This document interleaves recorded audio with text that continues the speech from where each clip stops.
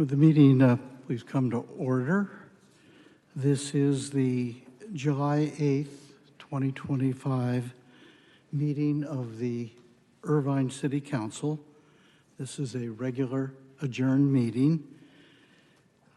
Mindful of that, at this moment it is 5:06 in the afternoon, and I'll turn to our city clerk to instruct people as to how they might participate in today's council meeting. Thank you, Mayor. Members of our audience who wish to speak may submit their name into one of the speaker kiosks next to the city clerk or in the main lobby. We also offer the ability to provide live comments via Zoom and submit written comments through our e-comment system.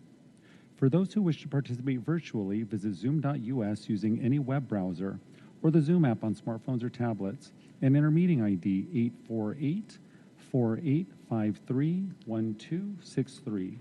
The passcode is 272906. You may also dial in by calling 669-900-6833 or 346-248-7799 and entering the same meeting ID and passcode. Those who wish to provide comments via Zoom are asked to enter the speaker queue by raising their hand electronically. The city clerk will call your name and allow you to unmute your microphone at the appropriate time. Those dialing in by telephone will be identified by the last 3 digits of their telephone number. We ask that you please state your name for the record. The time limits per speaker are noted in the posted agenda and are established based on the number of requests submitted. All requests submitted after the first speaker is called shall receive 90 seconds. Those who wish to provide written comments may do so by clicking e-comment on the City Council meeting agenda webpage at cityofirvine.org/ICTV. All comments will be provided to the City Council as part of the meeting record and will be uploaded to the city's website. For technical assistance with Zoom before or during the meeting, please call 949-724-6078. For any other questions or assistance, please contact the City Clerk's office at 949-724-6205 or via email at clerk@cityofirvine.org. Thank you, Mayor. Thank you. At this time, to make things official, let's call the roll, please. Councilmember Carroll. Here. Councilmember Go. Here. Councilmember Liu. Here. Councilmember Martinez Franco. Here. Councilmember Treseder. Here. Vice Mayor Mai. Here. And Mayor Agron. Here. At this time, we will have the Pledge of Allegiance. I'm going to, in a moment, call upon Councilmember Martinez Franco to lead us in the pledge. I'll be asking for the audience to rise if you're able and remain standing through the pledge, and then please remain standing for a moment of silence afterwards, which I will introduce. So with that, those who are able, please rise for the pledge. And I'll turn to Councilmember Martinez Franco to lead us tonight. Yes, to the flag of the United States of America and to the republic for which it stands, one nation, under God, indivisible, with liberty and justice for all. Please remain standing. This past weekend, Texas, people in Texas, many, experienced one of the deadliest floods in our country's history.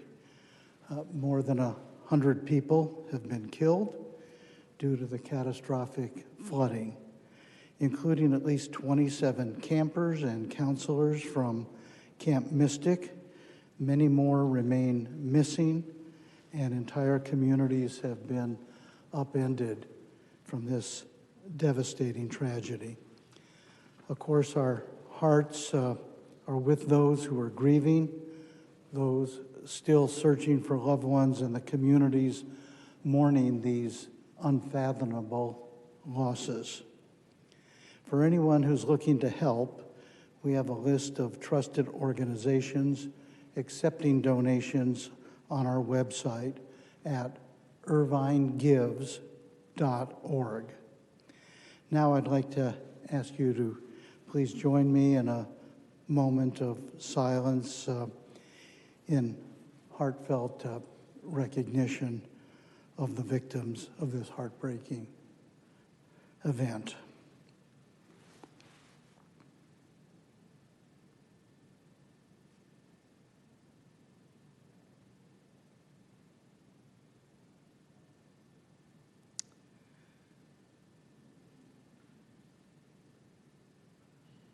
Thank you. Please be seated.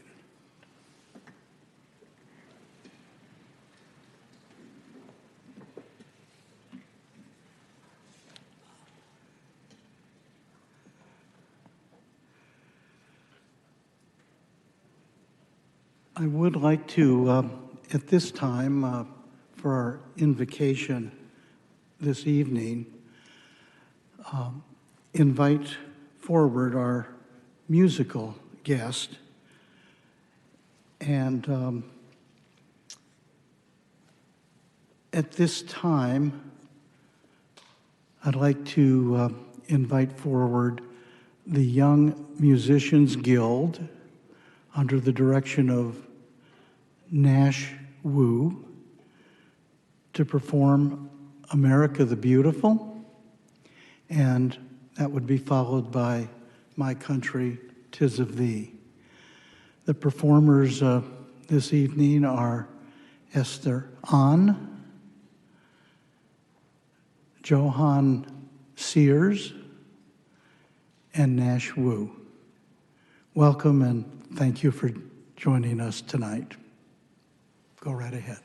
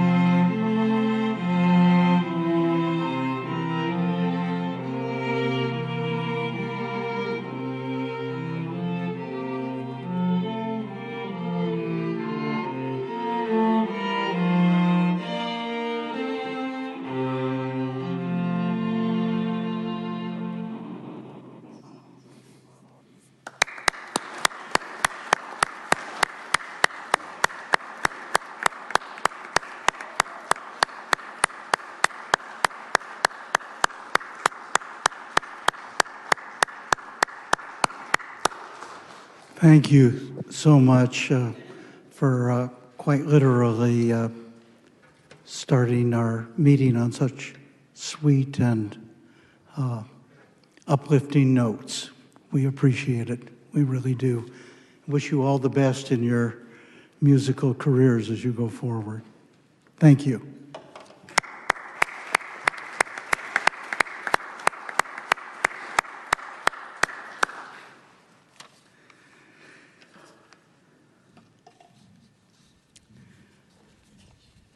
We're going to slightly change up the front portion of our meeting. We'll be getting to public comments for non-agendized items in a few minutes. But first, we want to take the city manager's report, followed by announcements from council members and our own brief reports, and then additions and deletions to the agenda. I expect we'll be into public comments for non-agendized items in about 10 to 15 minutes. With that, I want to welcome our new city manager, Sean Crumby, who has been with us for a number of years as an assistant city manager, and now with the departure of Oliver Chi, who is becoming the city manager of the lucky city of Santa Monica, we have the good fortune of having Sean Crumby step in as our city manager. With that, Sean, I'm going to turn to you, and I understand you do have a manager's report for us this evening. And following that, we'll move into announcements from council members and the like. All right? Thank you. Yes, I do have 2 items for City Manager's report tonight. And so, good evening, Mayor Irvine, City Council. And for those who don't know me in the audience, my name is Sean Crumby. I'm City Manager, the new City Manager for the City of Irvine. So, first item relates to 4th of July festivities. And so this past Friday, the City of Irvine proudly hosted its inaugural 4th of July celebration at the Great Park. An event made possible through the vision of the City Council back in February of this past year. Our city brought together a free, family-friendly celebration where residents and visitors came together to honor our nation's independence. A big thank you goes out to all of the staff that put in a ton of work to bring that celebration to life. This event was the first of its kind in Irvine, and the turnout reflected that. Our team planned based on historical attendance at some of our larger events. Irvine's Global Village is our largest event and typically sees 20 to 25,000 people.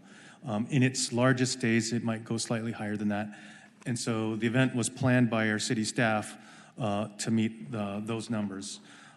This past Friday, we've gotten a lot of comments, and I think everybody knew that the attendance was over 40,000.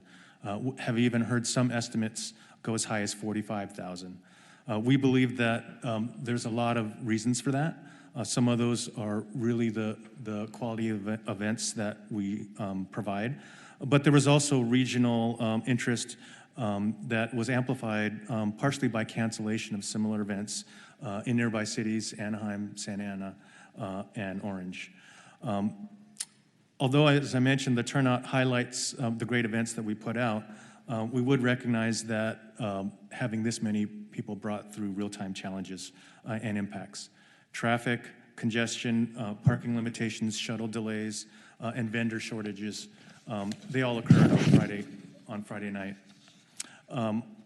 We've since heard from many community members, families who struggled to get reunited in the event, guests who waited in traffic but were ultimately turned away and not able to enter, guests who waited in traffic but were late, and employees who were late for Pacific Symphony, who some may have even missed the performance altogether. We received emails, phone calls, comments online, and we're listening. The experiences matter to us, and they're helping us to plan a better event next year moving forward. Support for the event, including traffic control plan, was modeled from those previous events, and as the conditions evolved, our team adjusted it as best as possible. I'm happy to report that through all of that traffic and all of those amount of crowds, there were no major incidents, no public safety issues happened Friday night. Our team has already started discussions and are committed to making improvements for next year. We have after-event sessions planned to learn from what happened and plan on bringing forward improvements next year. Some of those things include staggering of the events so that they don't all happen at the same time, improving our entrance and exit traffic and better pedestrian crossings, increased shuttles with dedicated routes to get those shuttles in and out so they don't get trapped in traffic, and better connections to the Irvine train station and capturing all of those parking spaces over there effectively. In addition to that, though, we have a series of infrastructure improvements that are scheduled to happen. First and foremost is Great Park Boulevard extension to Treble. That will help interflow within the Great Park, and that's scheduled to be open on September 1st. Marine Avenue grade separation, as the council knows, we've awarded construction, and we're building a 4-lane arterial that will extend Marine to the south, connecting to Technology, Bake in the 4 or in the 5. So that will be really transformational when we get that arterial street in for access. And Great Park Boulevard interchange at the 133, we've submitted for permits with Caltrans and hope to be in construction in 2027 for a whole new freeway interchange that'll help access for Great Park Boulevard. So just to close, I just would like to say that we're listening. The feedback that we've received is very, very valuable and help us to build a better event for the future. If anybody would like to discuss anything further, please send comments, questions, and everything to the city manager's office or our wonderful communications and engagements team. Thank you for that. Second item for city manager's report, just want to touch on voter initiative to address open space preservation issues. The city council may recall that at the June 24th city council meeting, the city council discussed possible voter initiative to address open space and preservation issues. Just want to let everybody know that on July 22nd, that meeting will include an agenda item to obtain guidance from the city council regarding specifics related to the measure. That concludes the city manager's report. Thank you very much. Thank you for the report, and thank you for the invitation to the community to continue to express themselves with regard to the July 4th event, but also with regard to anything else within the realm of your ample jurisdiction. We appreciate having you on board. Thank Welcome. you. At this time, what I'd like to do is move on to City Council announcements, committee reports, council reports. I'd like to begin with myself, if I might, tonight. I have a report followed by some announcements. I'd like to read a statement I've prepared after extensive consultation with our city manager, with our chief of police, and a survey of what's been transpiring in the city in recent weeks. Let me read my statement. In recent weeks, beginning on June 12th, federal immigration enforcement agencies, specifically Homeland Security, Immigration and Customs Enforcement, known as ICE, Border Patrol, and perhaps others, have been active in Irvine, causing not just concern, but considerable widespread anxiety throughout our city. These enforcement activities in Irvine seem to have been focused on workplaces. To the best of our knowledge, on July 1st, 2 Irvine car wash businesses were targeted, resulting in the apparent detention of 5 individuals. I say to the best of our knowledge because we don't know for sure what has happened here.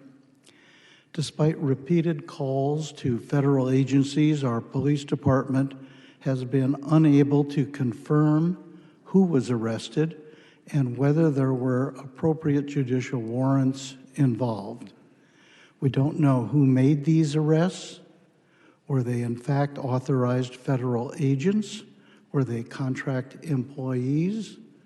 Or even vigilantes? We simply don't know for sure. We do know that unlike our own Irvine police officers, they were masked, they drove unmarked vehicles, they wore no identifying badges, and did not in any way reveal their names. Also, despite repeated inquiries over the course of an entire week, we still don't know where the detained Irvine workers are being held. We don't know whether they are represented by legal counsel or whether they have been in touch with family or, for that matter, anyone else. And of course, we don't know whether they are facing imminent deportation without being accorded even the most basic constitutional right to due process. As a practical matter, 5 individuals engaged in honest work here in Irvine have been abducted and are now missing persons. They've disappeared. This is wrong. It's a manifest injustice, and we must continue to do what we can to correct it. I want to be absolutely clear in saying that our Irvine Police Department, in accordance with the provisions of state law, does not and will not engage in immigration enforcement. That is a federal responsibility. The role of our Irvine Police Department is to ensure the safety and security of everyone in our city. Those who live here, those who work here, those who attend school here, and those who are simply visitors to Irvine. The focus of our police department is community policing, responding to reported criminal activity, building trust throughout our entire Irvine community, and maintaining a safe environment for each and every individual, regardless of their immigration status. Furthermore, our Irvine Chief of Police, Chief Waleed Kent, is in regular communication with other Orange County Chiefs of Police. In fact, Chief Kent is the current president of the Orange County Police Chiefs and Sheriff Association. The daily communication and collaboration among Orange County's police chiefs and sheriff ensures consistency of policy and practice across the county. This reinforces the shared understanding that the role of local law enforcement is separate and distinct from federal immigration law enforcement. At future City Council meetings, I'll be calling upon Irvine City Manager Sean Crumby and Chief Kent to make a brief report to the Council and the community at large, bringing us up to date on the status of immigration enforcement activity in our city. And of course, we'll see to it that additional interim reports are provided as events warrant. Finally, we want to counsel anyone who encounters an apparent immigration enforcement action that is actually underway in Irvine to contact the police and immediately report what is going on. Do not physically interfere. If you have information or questions that are not of an urgent nature, call the Irvine Police Department non-emergency number. That number is 949-999. 888-724-7200. For additional resources and information, go to the City of Irvine website. That's cityofirvine.org/immigration-resources. That concludes my statement. At this time, I'd like to make a couple of announcements regarding citywide issues.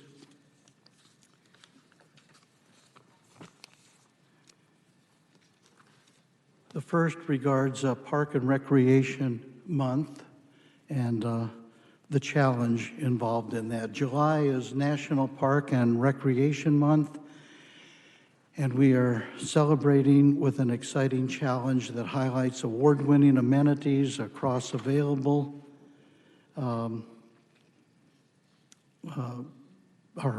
network of city parks. Participation in this is easy. Simply get your park's passport. There are a limited number of passports available at participating locations.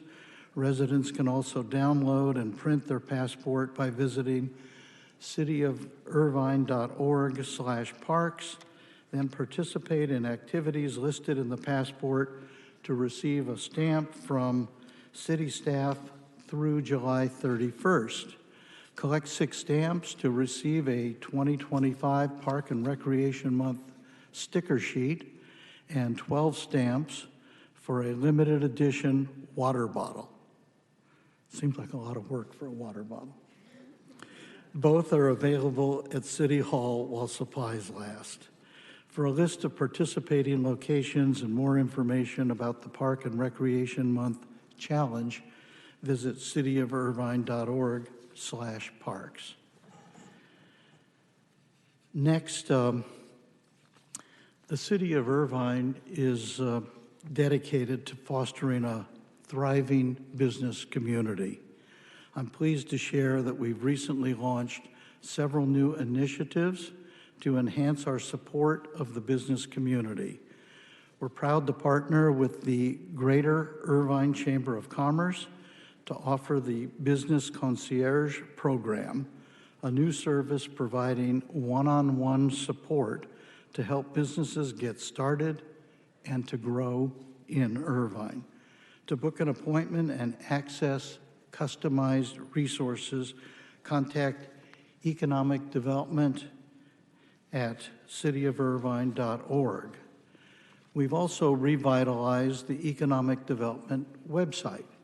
It now features comprehensive information on core economic development programs and services, a highlight reel showcasing what makes Irvine the ideal place to live and do business, and an interactive dashboard for exploring real estate opportunities with insights on demographics, labor force, consumer data, and much more.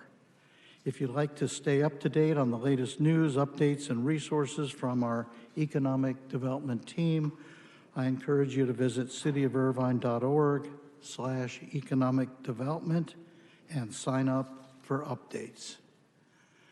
And then finally, regarding my office, I'm pleased to invite you to join me for a volunteer morning at Harvest Solutions Farm in Irvine on Saturday, July 19th from 8 a.m. to 11 a.m.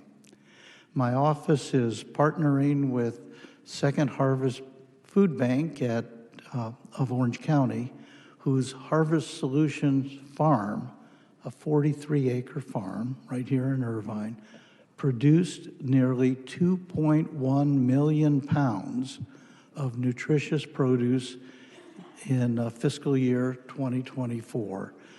That's the equivalent of 59 truckloads, all distributed to individuals and families facing food and nutrition insecurity in our community. This is more than just volunteering. It's a chance to connect with others, to contribute, and help grow a healthier, more food-secure future for everyone in our community. To sign up, scan the QR code on the screen or visit mayorlarryagrin.org. I hope to see you for the harvest. Thank you very much. That concludes my announcements. I'll turn now to my colleagues. First, Council Member Melinda Liu, followed by Council Member Martinez Franco, and third would be Council Member William Go. Council Member Liu. Thank you, Mayor. Good evening. I'd like to share a few announcements on the work my office have been doing for and within our Irvine community. Next slide, please. In June, OC San's Board of Directors approved the second year of a two-year budget. The fiscal year 2025 to 26 operating and capital improvement budget was approved at $500.6 million. The budget continues to reflect the agency's effort to streamline operations and maintain levels of service for protecting public health and the environment. And this will be used on projects across Irvine in the months ahead. Next slide, please. On June 28th, our office conducted our first Older Adult Resources Fair at Portola Springs Community Center. Over 250 residents attended, and 25 organizations, nonprofits, elected officials from various levels of government provided resources for older adults and their loved ones. Our event included workshops from Community Legal Aid SoCal and the Elder Law and Disability Rights Center, as well as a dance class from the South Asian Senior Organization. A special thank you to the organizers and organizations and volunteers, including many of our interns who volunteered to make this event as incredible as it was. Next, please. On June 26th, Team Lu attended a trivia event hosted by our friends at Irvine Public Library, with the theme being focused on movies, TV shows, and books. Our office enjoyed the event, which included prizes for the top contestants. The next trivia event held by Irvine Public Library will be the Disney edition on July 10th, which is coming up, from 4 to 6 p.m. at the Deerfield Community Center. My office will be there, and we hope to see everybody else there to enjoy a fun-filled afternoon with food, games, and prizes. Next slide, please. Also, next slide, please. Also, on June 26th, I attended the City CEO and Business Owners Forum to understand the goals and challenges of running a business in the city. Additionally, on June 27th, I attended the Small Business and Capital Growth event at City Hall to show my support for our local businesses and entrepreneurs. Our business community is the central part of what makes our city the city of innovation, and working with the Irvine Chamber and small business owners is crucial to ensure anyone can start a business in our city to help it thrive. Next, please. This Thursday, July 10th, Pretend City will be hosting Cooking in the City. This will be a fun event for young children and their families. There will be interactive activities from 10 a.m. to 11:30 a.m., and again at 2 p.m. to 2:30 p.m. At the event, I will share a cherished family story of mine, as well as one of my favorite children's books. To finish, I will help teach kids how to make spring rolls using pretend materials and the power of imagination. After their hard work, the kids will receive a real spring roll to taste. I hope you can all be there. Next, please. And to end on a good note, in this challenging time, I'd like to shout out and honor the OCFA firefighters who rescued a construction worker who was trapped in a trench for nearly 3 hours, 6 feet below the ground, with both his legs pinned. Thanks to the coordination and teamwork of our brave firefighters, the rescue was carried out flawlessly. Our firefighters do more than fight fires. They also rescue and protect our community. A special thank you to them for all they do. And this concludes my announcement. Thank you. Thank you, Councilmember Liu. Go right ahead. You were applauding for the firefighters. Thank you, Councilmember Liu. Councilmember Martinez Franco. Thank you. And I want to echo what Councilmember Liu said about the rescue that firefighters performed. It was amazing, and thank you so much for all the work that you do. With that, I want to continue with just a little, I want to express my disappointment on what happened with the immigration. And today I stand before you not as a just representative, but as someone who has lived the fear that too many of our neighbors are feeling right now. I need you to hear this story. Last week, a friend shared a video with me, a footage of a man visibly shaken, telling how 5 of his friends were seized by masked agents. No warning, no explanation, just gone. One person was reportedly hurt, but we don't even know if he received medical help. This didn't happen across the country or at the border. This happened here in our city, in Irvine, a city that promises safety and belonging for all people, no matter where they come from. These actions by the Border Patrol and ICE are not about public safety. They are about intimidation. They are about fear. They're about sending a message to immigrants that we don't belong. Let's be honest. This race didn't target every community in Irvine. They came here specifically looking for Latinos. And while it's true that deportation has been impacted many demographics, or where community has been singled out, corralled, beaten up, and humiliated in ways that are simply inhumane. And this is personal for me. For years, I too live undocumented. I know the anxiety of wondering if today was the day that I will never see my loved ones again. There was a time when I couldn't even report domestic violence because I was terrified of being deported. I remember avoiding prenatal appointments because I heard La Migra was around. That is the reality countless of people living daily now, a reality of fear, hiding, and never feeling fully safe. Even when you finally achieve citizenship, that fear never entirely disappears. You carry it with you. You remember every knock on the door, every siren, every moment. You wonder if you'd be forced to say goodbye to your children. These raids don't just destroy trust in the government. They damage our sense of community.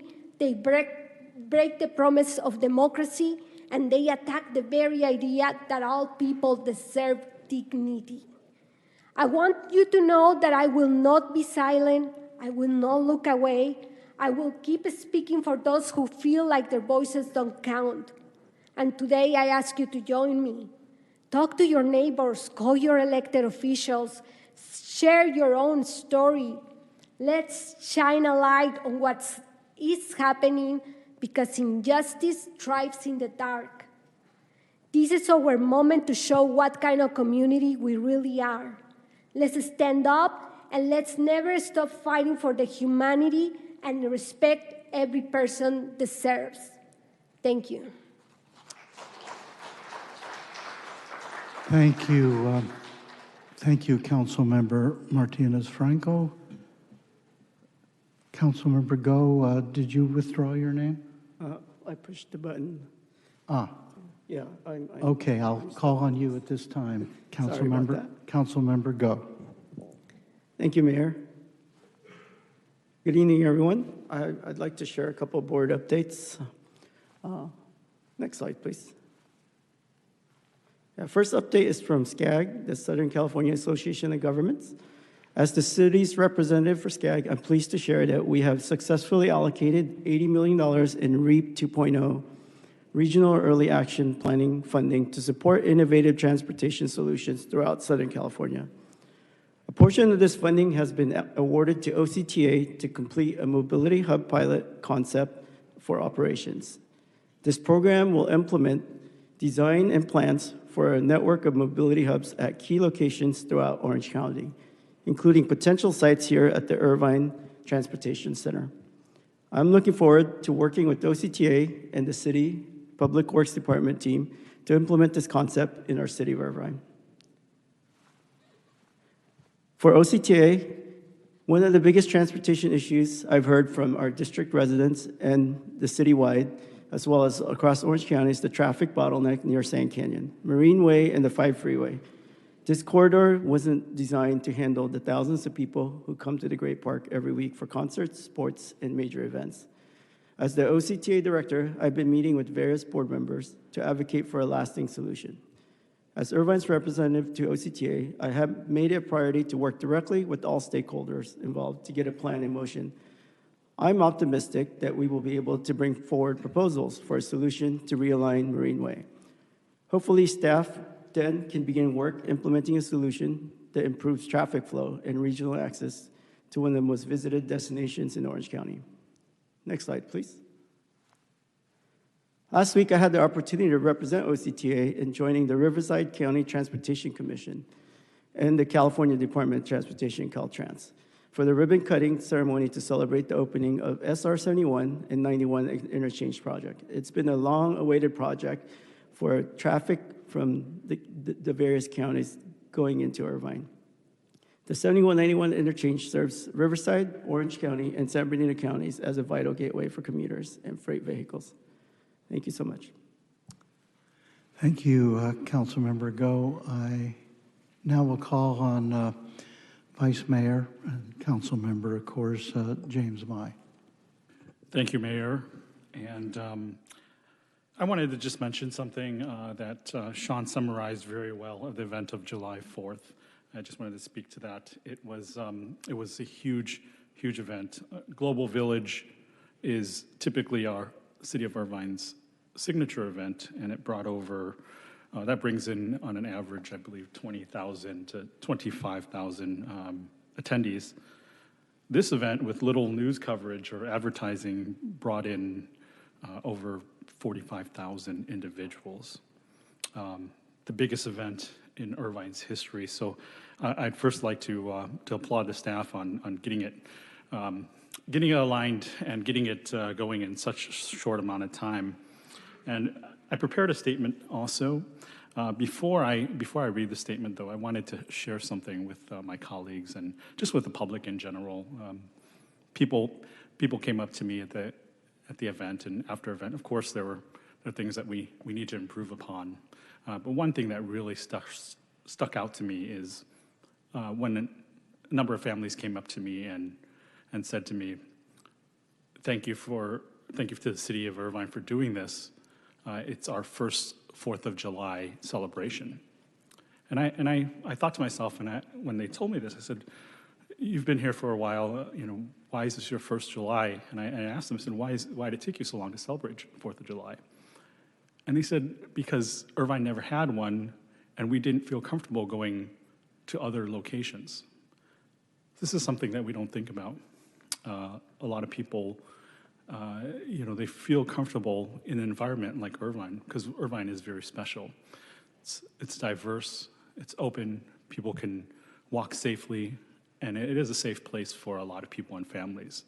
So, thank you to my colleagues in advance for advancing this and putting this on, not only for the many families, but many families and people from different cities and even from Los Angeles that came here. We couldn't have anticipated the sheer amount of people. I mean, the Great Park is not designed for 50,000 people. It's probably not designed for 30,000 people. But there's a lot of learning that we're going to, I believe we got to take action right now, and I've already prepared, and I've heard from the city staff that they're prepared to take action to prepare for next year.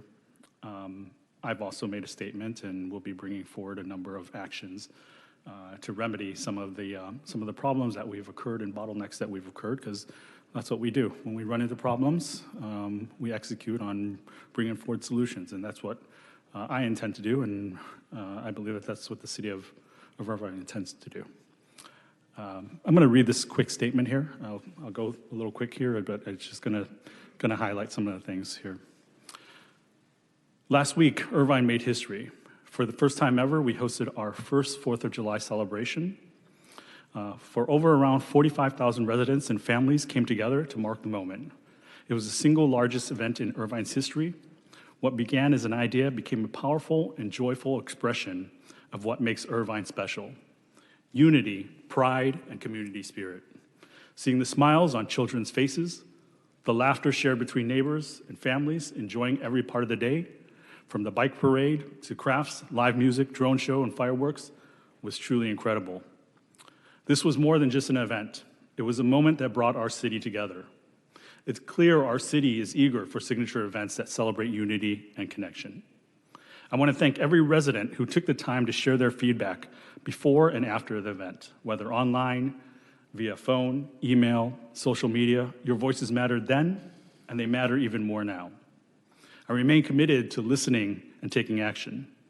That's why I will be formally proposing the creation of an Irvine 4th of July Celebration Task Force.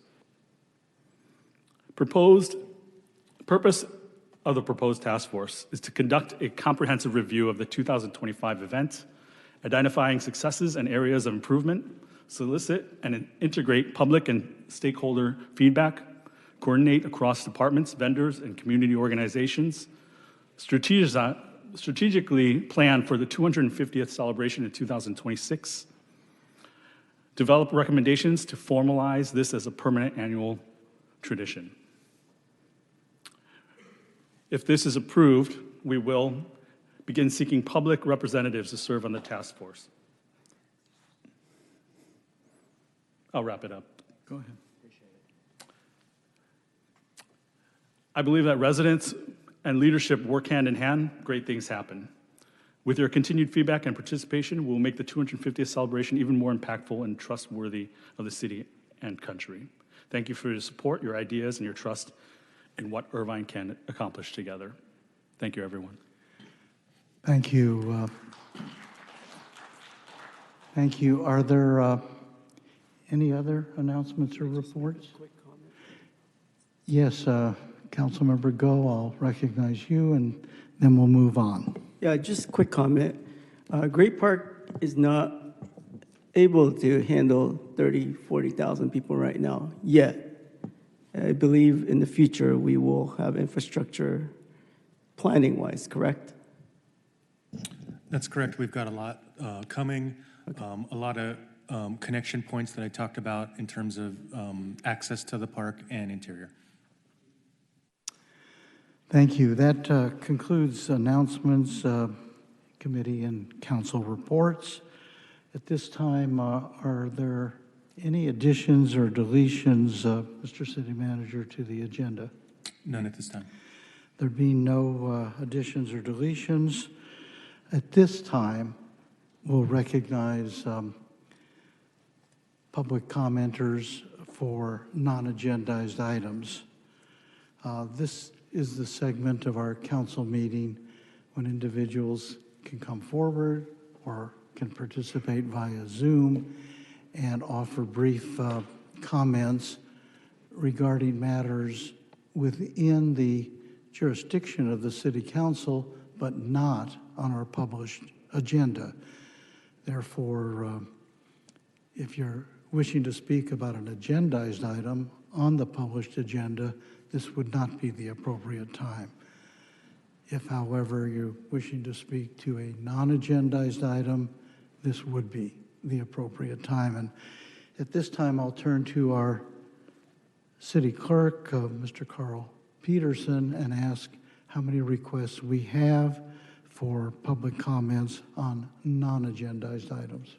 Thank you, Mayor. We have 28 requests to speak. 17 are in person and the rest are on Zoom. 28. So why don't we limit these to 90 seconds? That would make it about 40 minutes max. And let's not take any more requests. All right? Please call on the first commenter who is present. Thank you, Mayor. If I could call forward Susan Sayer, Vicki Davis, Michael Scott, Crit Van Tool, and Alan Meyerson. And we'll start with Ms. Sayer. Welcome, Ms. Sayer. Oh, hold on. We don't have you. There we go. There we go. Good afternoon. My name is Susan Sayer, and I'm a decades-long Irvine resident. I have been informed by a number of people, both in person and on social media, that the July 4th celebration of the Great Park was an absolutely disastrous, poorly planned fiasco. The traffic was so horrible that people got trapped in traffic that could not move, and the police had to shut down roadways in order to resolve the situation. No one was told where to locate the promised Great Park shuttle. The Pacific Symphony's program started late because musicians' cars were stuck in traffic. Great Park residents were unable to access their homes, and so on and so forth. A friend reported to me that due to the traffic problem, she did not get home till well after midnight. The problem, pure and simple, is that the Great Park's roadway and transportation infrastructure to, from, and within the Great Park is not suitable for supporting transportation needs for the larger Great Park venues and events. A problem that will not be remedied by the Swift City Gondola project, but perhaps could be remedied in part by a much larger citywide Irvine Connect public transportation system. I have been requesting for decades now that the Great Park development projects go through Irvine's commissions for evaluation and approval, particularly the Planning Commission, the Transportation Commission, and the Finance Commission. But my requests have fallen on deaf ears. Thank you. Maybe now. Thank you, Ms. Sayer. Thank you. Vicki Davis. Welcome. Good evening. First, I want to start with gratitude. I'm very thankful for the courage of the Irvine Police Department in serving and protecting the city of Irvine. I also thank the city of Irvine in providing an outdoor amphitheater. It is magical to hear the Pacific Symphony under the stars during the summer concert series. As you know, I did participate in the 4th of July concerts, and I was really looking forward to celebrating our American birthday. And it was great to see a lot of people turning out for both festivities. Unfortunately, we got caught in the traffic jam. My mother is 92 years old and limited mobility. In trying to access handicap parking or handicap drop-off, I spent time from 6:10 p.m. to 7:24 p.m. going around the Great Park trying to get to Lot 2. We finally did make it. Unfortunately, with that traffic, it was 7:24. We also had musicians that arrived late, and we had the concert start late. As an industrial engineer, I focus on processes, not people. I do have a couple of suggestions, maybe that could help to be considered for the future. One is, could PSO attendees have windshield signs so police can direct concert goers one way and festivities participants to other lots, or use multiple electric traffic communication signs? Thank you. Your time is up. Oh, I'm just going to make a suggestion, Yes, because sir. you're limited to 90 seconds at this point. Yes, sir. But what I'd like you to do is tonight, right now, make contact with our city staff right here. We'd be very interested in your suggestions. And if you do that, I appreciate that opportunity. Thank you, sir. you might I will help do us a so. lot. Thank you. Okay, thank you.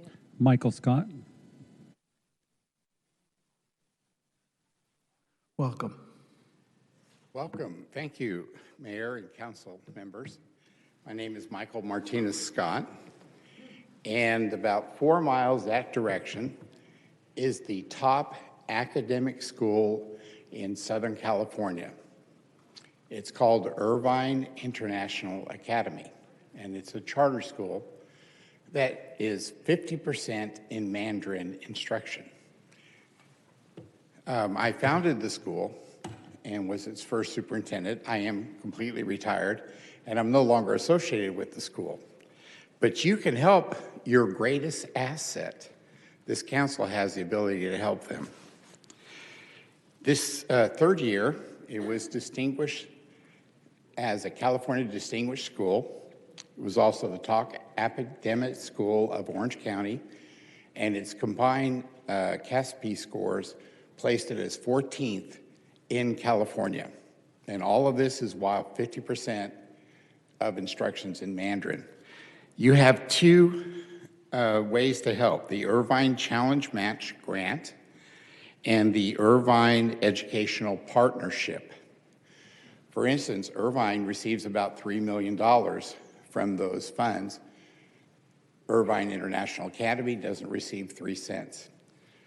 Ironically, because it's in Irvine, the funding for the school is probably the lowest in the state. My number is 951-892-8907 if you'd like to speak more with me. Let me ask you to please leave relevant information, if you would, with the city clerk here. And particularly if you have anything in writing, we'll want to take a look at it, all right? I actually sent a letter a couple months ago, but I didn't receive anything back, so I came in person. Well, thank you, and please leave any information. Thank you. Crit. Welcome. Good evening, Mayor Irvine, council members, and city staff. Congratulations to Sean Crombie.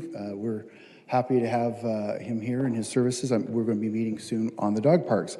My name is Crit Van Tile, and I'm the founder of the Irvine Dog Parks Association. Tonight, I want to highlight a simple truth: that dog parks are no longer a luxury. They're an essential amenity for modern cities. Across North America, cities are embracing this fact. The fastest growing segment of public parks today is dog parks.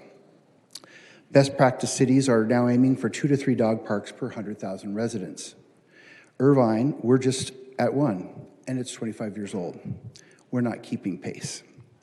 I have included a picture of a recent addition to our dog park that's almost complete, which is a community message board that is almost done, which we're very excited about.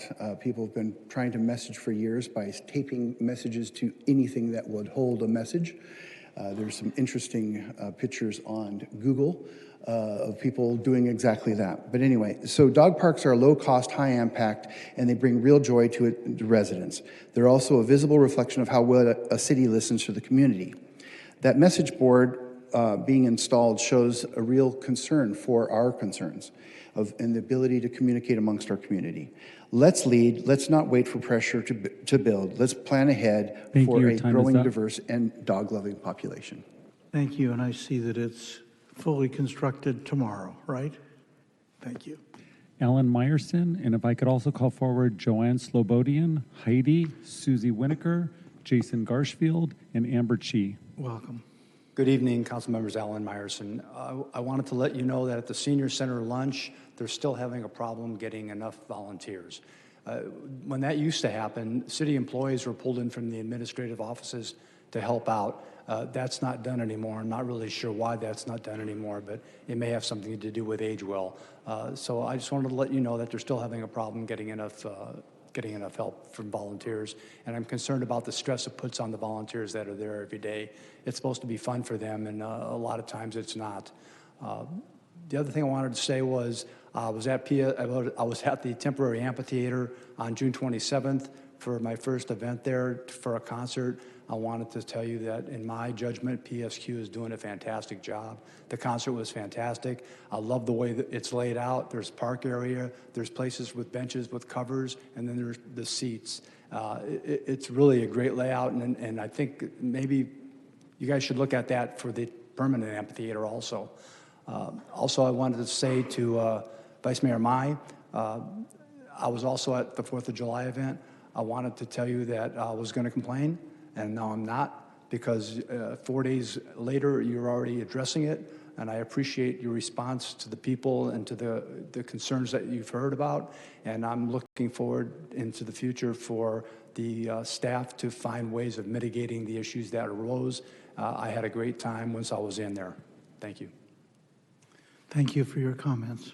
Joanne Slobodian. Welcome. Thank you so much. Hi, everybody.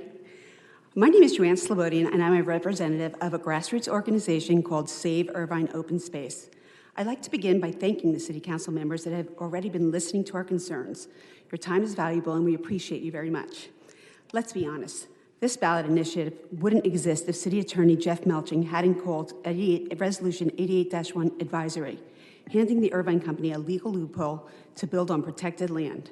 Council members Mayor Agrin and Carroll had disagreed, but no one moved to challenge him. No one defended the resolution the public had counted on. This is the same Melching who cost Irvine $19,000 in legal fees after advising this council into a Brown Act violation. And he was called out by the ACLU for silencing a resident speaker during public comment, an abuse of power that shows where his loyalties lie. He doesn't serve the public. He shields this council from scrutiny and rewrites laws to benefit developers. And now you're using his advice to unravel our open protections. Because of all of these reasons, we don't trust Attorney Melching, and we ask for a seat at the table to help write the ballot language clearly and honestly. Yes on 88 equals save open land, open space. No on 88 says let them build. Plain language, no tricks. Our team would also like to write the pro-opinion piece for yes on 88-1.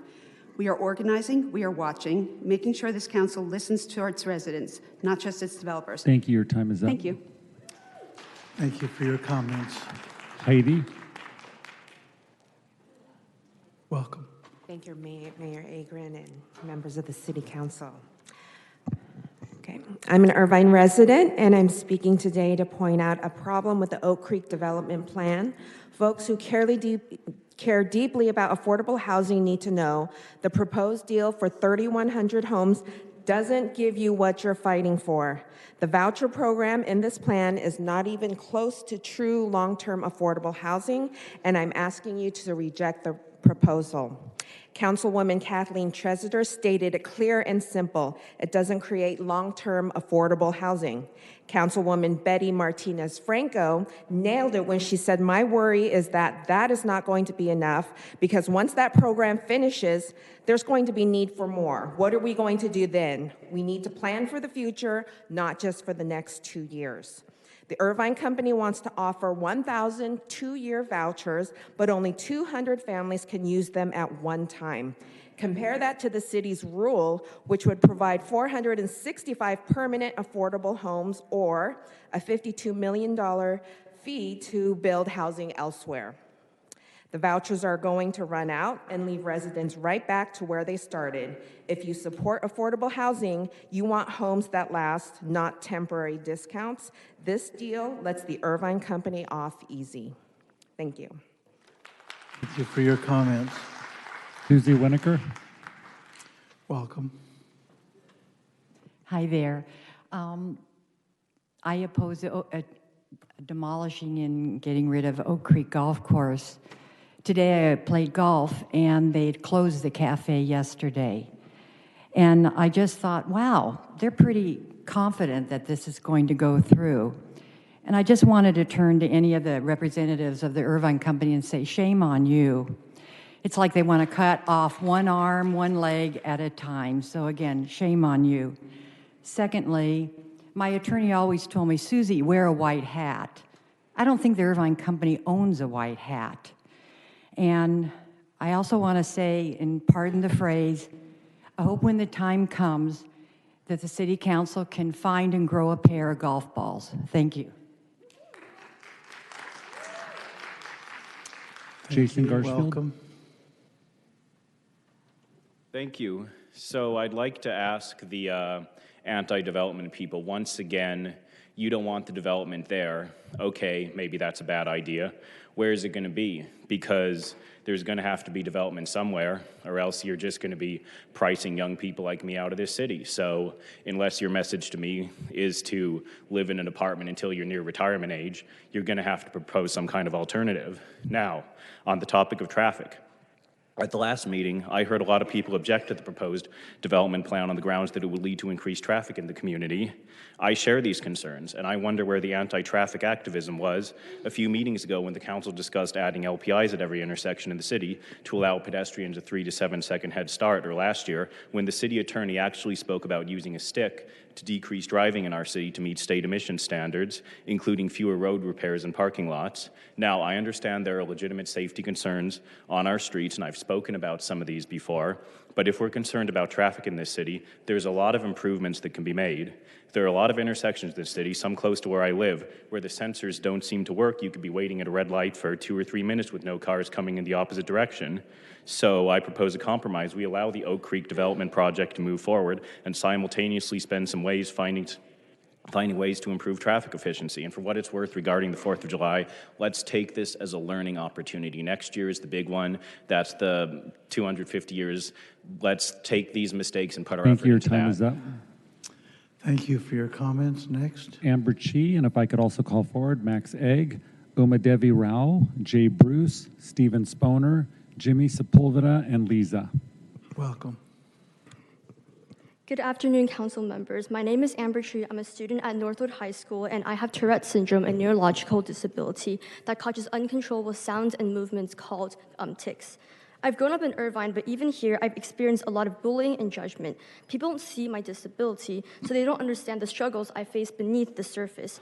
Despite years of being taught that my disability made me less intelligent, less worthy, less human, because people listened to me, eventually I gained the confidence to speak up. But this is the reality for so many people like me who live with invisible disabilities, which are struggles you can't see just by looking at someone from the surface. Irvine already recognized National Disability Awareness Month and Disability Pride Day, which is a strong step forward. But there is currently no recognition for Invisible Disabilities Awareness Week, which is taking place from October 19 to 25. I'm here to ask that this be added to the city's diversity, equity, and inclusion calendar to truly highlight our community that often goes unseen. Recognition from the city would show that our stories matter and that Irvine is a place where all people are valued, regardless of whether or not our disabilities and struggles are seen. Thank you so much for your time.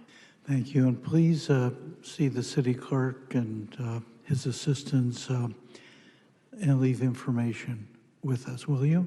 Thank you so much. Thank you. Max? Welcome.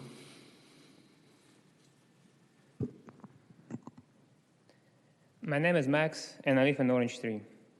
During recent meeting, even tonight, we've heard about citywide vote regarding the future of the Oak Creek Golf Course. While this item is not on agenda tonight, I hope it will be included in the next meeting. In the meantime, residents are waiting to learn exactly what will appear on the ballot. It will be also important to whoever is working on that wording of that initiative to ensure that it's clear, strong, and fully enforceable, so we don't have to go through this again, and future generations of Irvine residents don't have to go through this. No loopholes, please. Mayor, you have a second chance to do the right thing, to help preserve open space, protect our community, and leave lasting legacy for the future generations. Thank you. Thank you for your comments. Umadevi? Welcome. Good evening. Thank you. Firstly, I'd like to thank Mayor Agrin and Council Member Martinez Franco for bringing up the important issue of what's going on with ICE in our community. Frankly, it's unacceptable that 5 people have been disappeared and there's been no accountability against them. So thank you very much for bringing that up.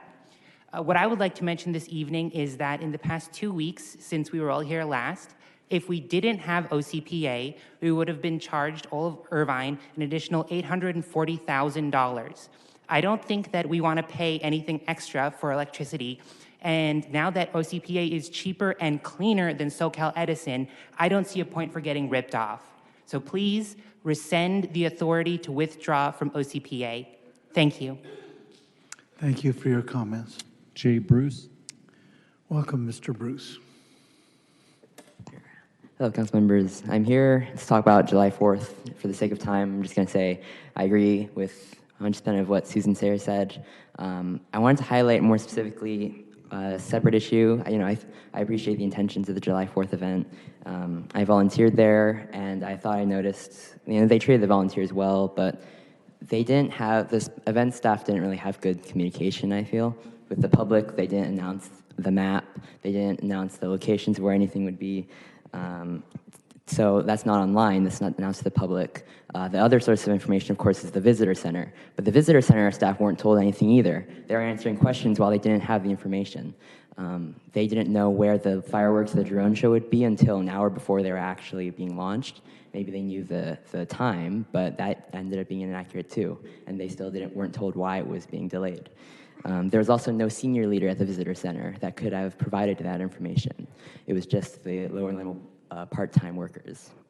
Of course, there's the issues of people waiting in traffic and only having a few couple shuttles, meaning they had to wait till midnight. And sure, there was no disaster, but if there was, there would be no emergency response. There would be no firefighters, no police that could come in because of the traffic. I just think that the city needs to reflect, talk to the actual staff that were affected, visitor center, PSOs, special events, and they need to apologize. And I think next year, I think we should have smaller celebrations across the city because traffic is crazy. Thank you. Your time is up. Thank you for your comments. Stephen Sponer. Welcome, sir. Hello, everybody. Does anybody in this room want more continued corporate fraud to take place in Irvine? If you do, please raise your hand. It's a trick question because Chief Ken encourages it and did not raise his hand. Adding 5,000 or 3,100 new residents won't help him identify it either. Everybody look at Chief Kent. I told Chief Hamill and then Commander Kent 8 or 9 years ago that fraud was directly tied to our lawyer. I collected evidence for 2 years and submitted a 500-page IPD report 3 days after my 65th birthday, so senior fraud's involved as well. I waited 3 years for a report that did not confirm or deny fraud. IPD did not even interview David Kane as record keeper. Corporate docs were forged and manipulated, then lied about in writing when questioned by the then California State Attorney General Javier Becerra's office. That didn't even get IPD to act on behalf of 179 owners. That was the top of the chain of command decision, Chief Kent's own. He has refused to complete or even start the investigation at its source.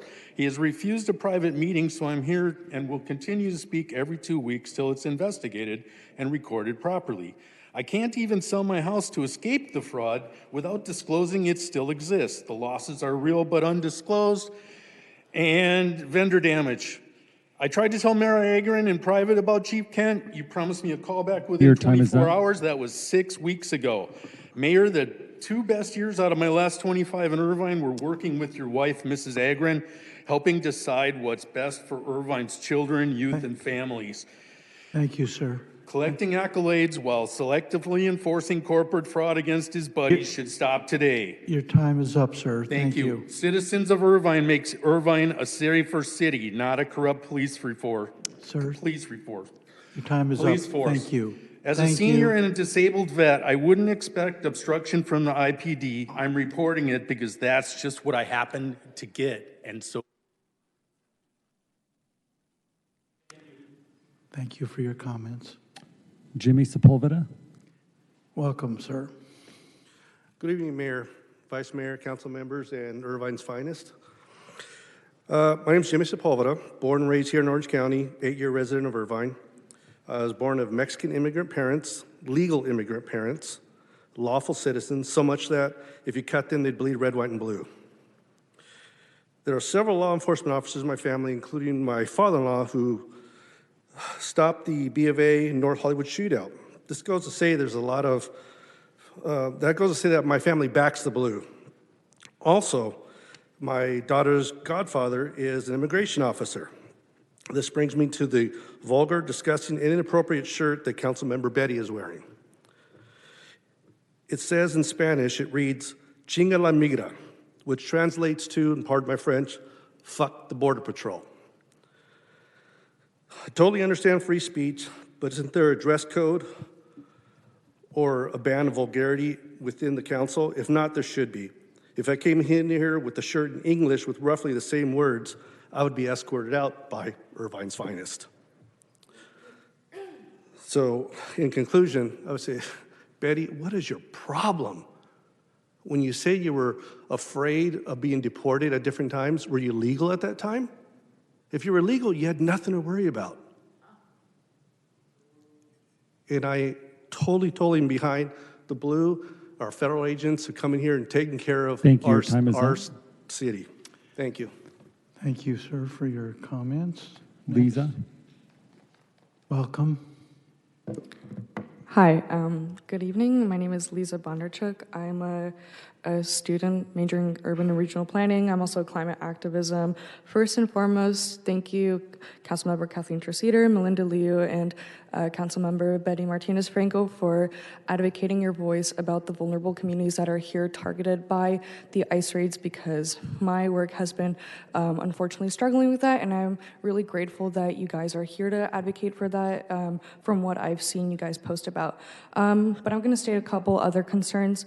The Great Park 4th of July event was unfortunately an urbanist disaster. It narrowed down to what free parking is, and it boils down that it's not the best approach to an event. Donald Shoup, an American engineer and professor in urban planning, states that by reducing the market price of parking, minimum parking requirements provide subsidies that inflate parking demand and that have inflated demand that then it's used to set minimum parking requirements. I ask you to not add any more parking requirements and add reliable public transit that connects communities and cities to the Great Park so we have less dense parking areas, just so it doesn't become a car utopia and everybody's overcrowded. My second addition to my public comment is to advocate for the Orange County Power Authority. We need to have a choice for renewable energy, and the time is now for Act for a Cleaner issue. Please say yes to OCPA and reliable public transportation Your that time is connects the up. Great Park. Thank you. Thank you for your comments. Mr. Mayor, we do have one more person, one more speaker who's here in person. They do have a PowerPoint presentation, so if I may, I'll go to Zoom commenters and then bring her back at the very end. That would be fine. Thank you, Mayor. Our next speaker is Harvey Liss. Harvey, you may unmute your mic.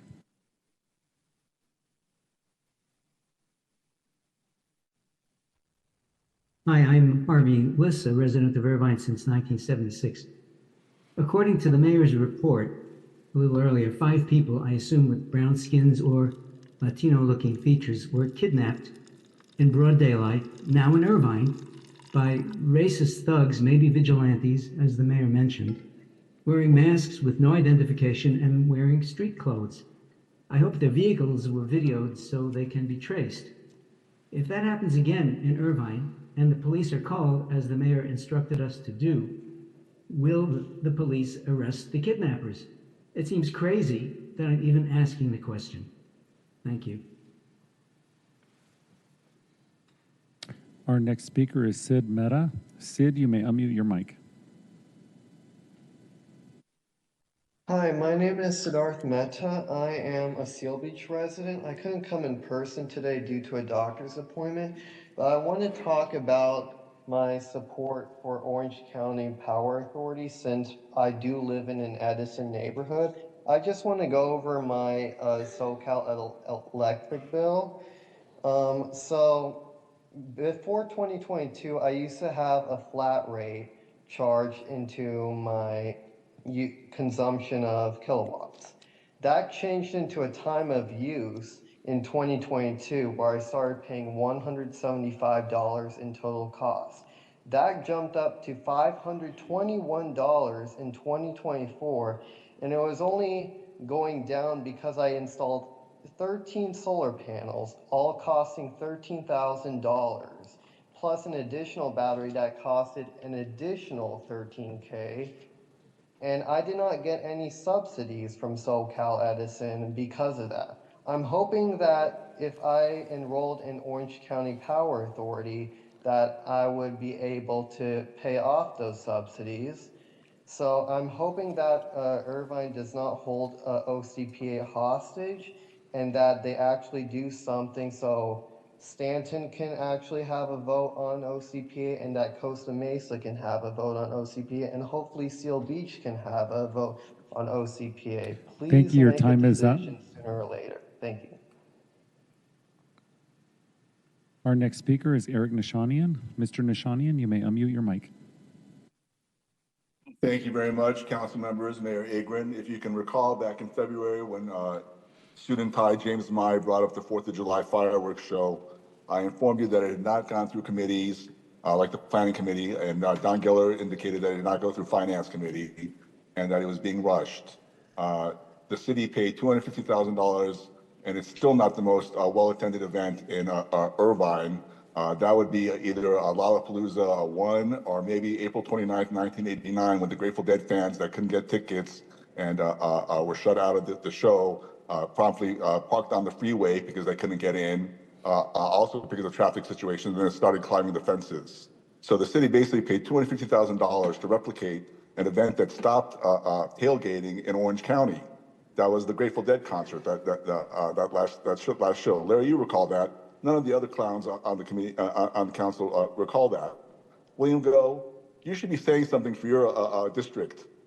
Your residents had people who, God knows where from where, probably not from Irvine, because Irvine residents probably wouldn't do that to each other, parking, and they were prevented to get into their residence.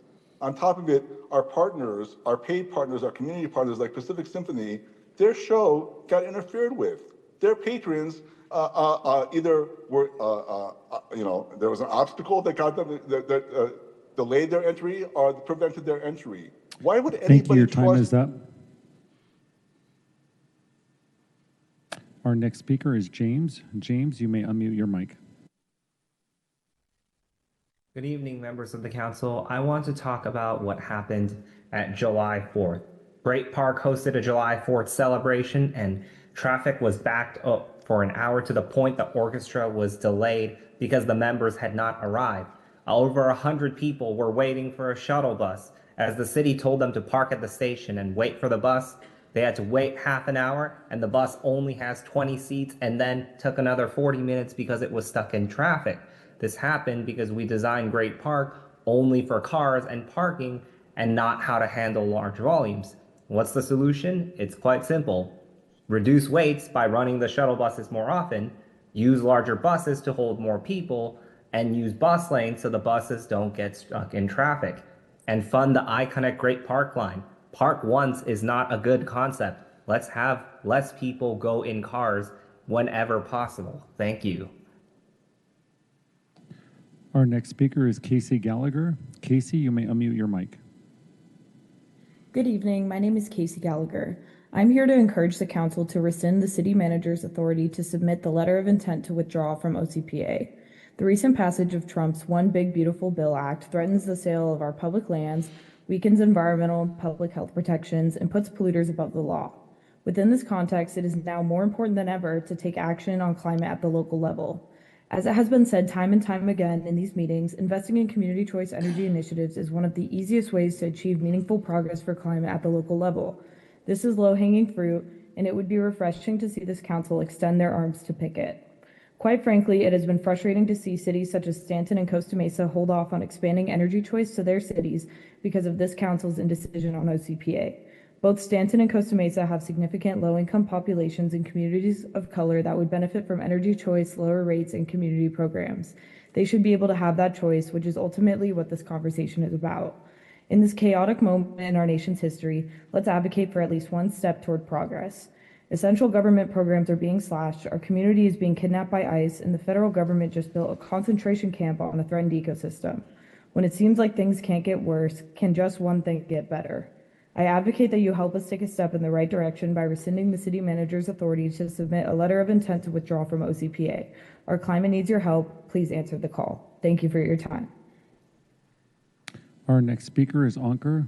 Ankur, you may unmute your mic.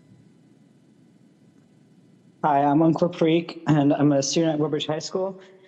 At the Great Park 4th of July event, the issue was a lot of traffic, and the cause of that issue is not necessarily just because of the amount of people there, but because of the amount of cars there.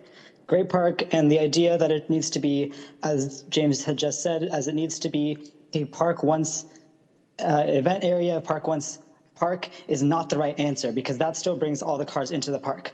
The shuttle was a great idea, yes, but because the shuttle wasn't frequent enough and wasn't big enough to carry all the people that want to use it, it just was not effective. And so the real solution needs to be better connection from the city into the park, not necessarily just inside the park like the Whoosh gondola would be, but connections outside to the rest of the city so that residents don't have to drive there, don't have to just park once, but not park at all.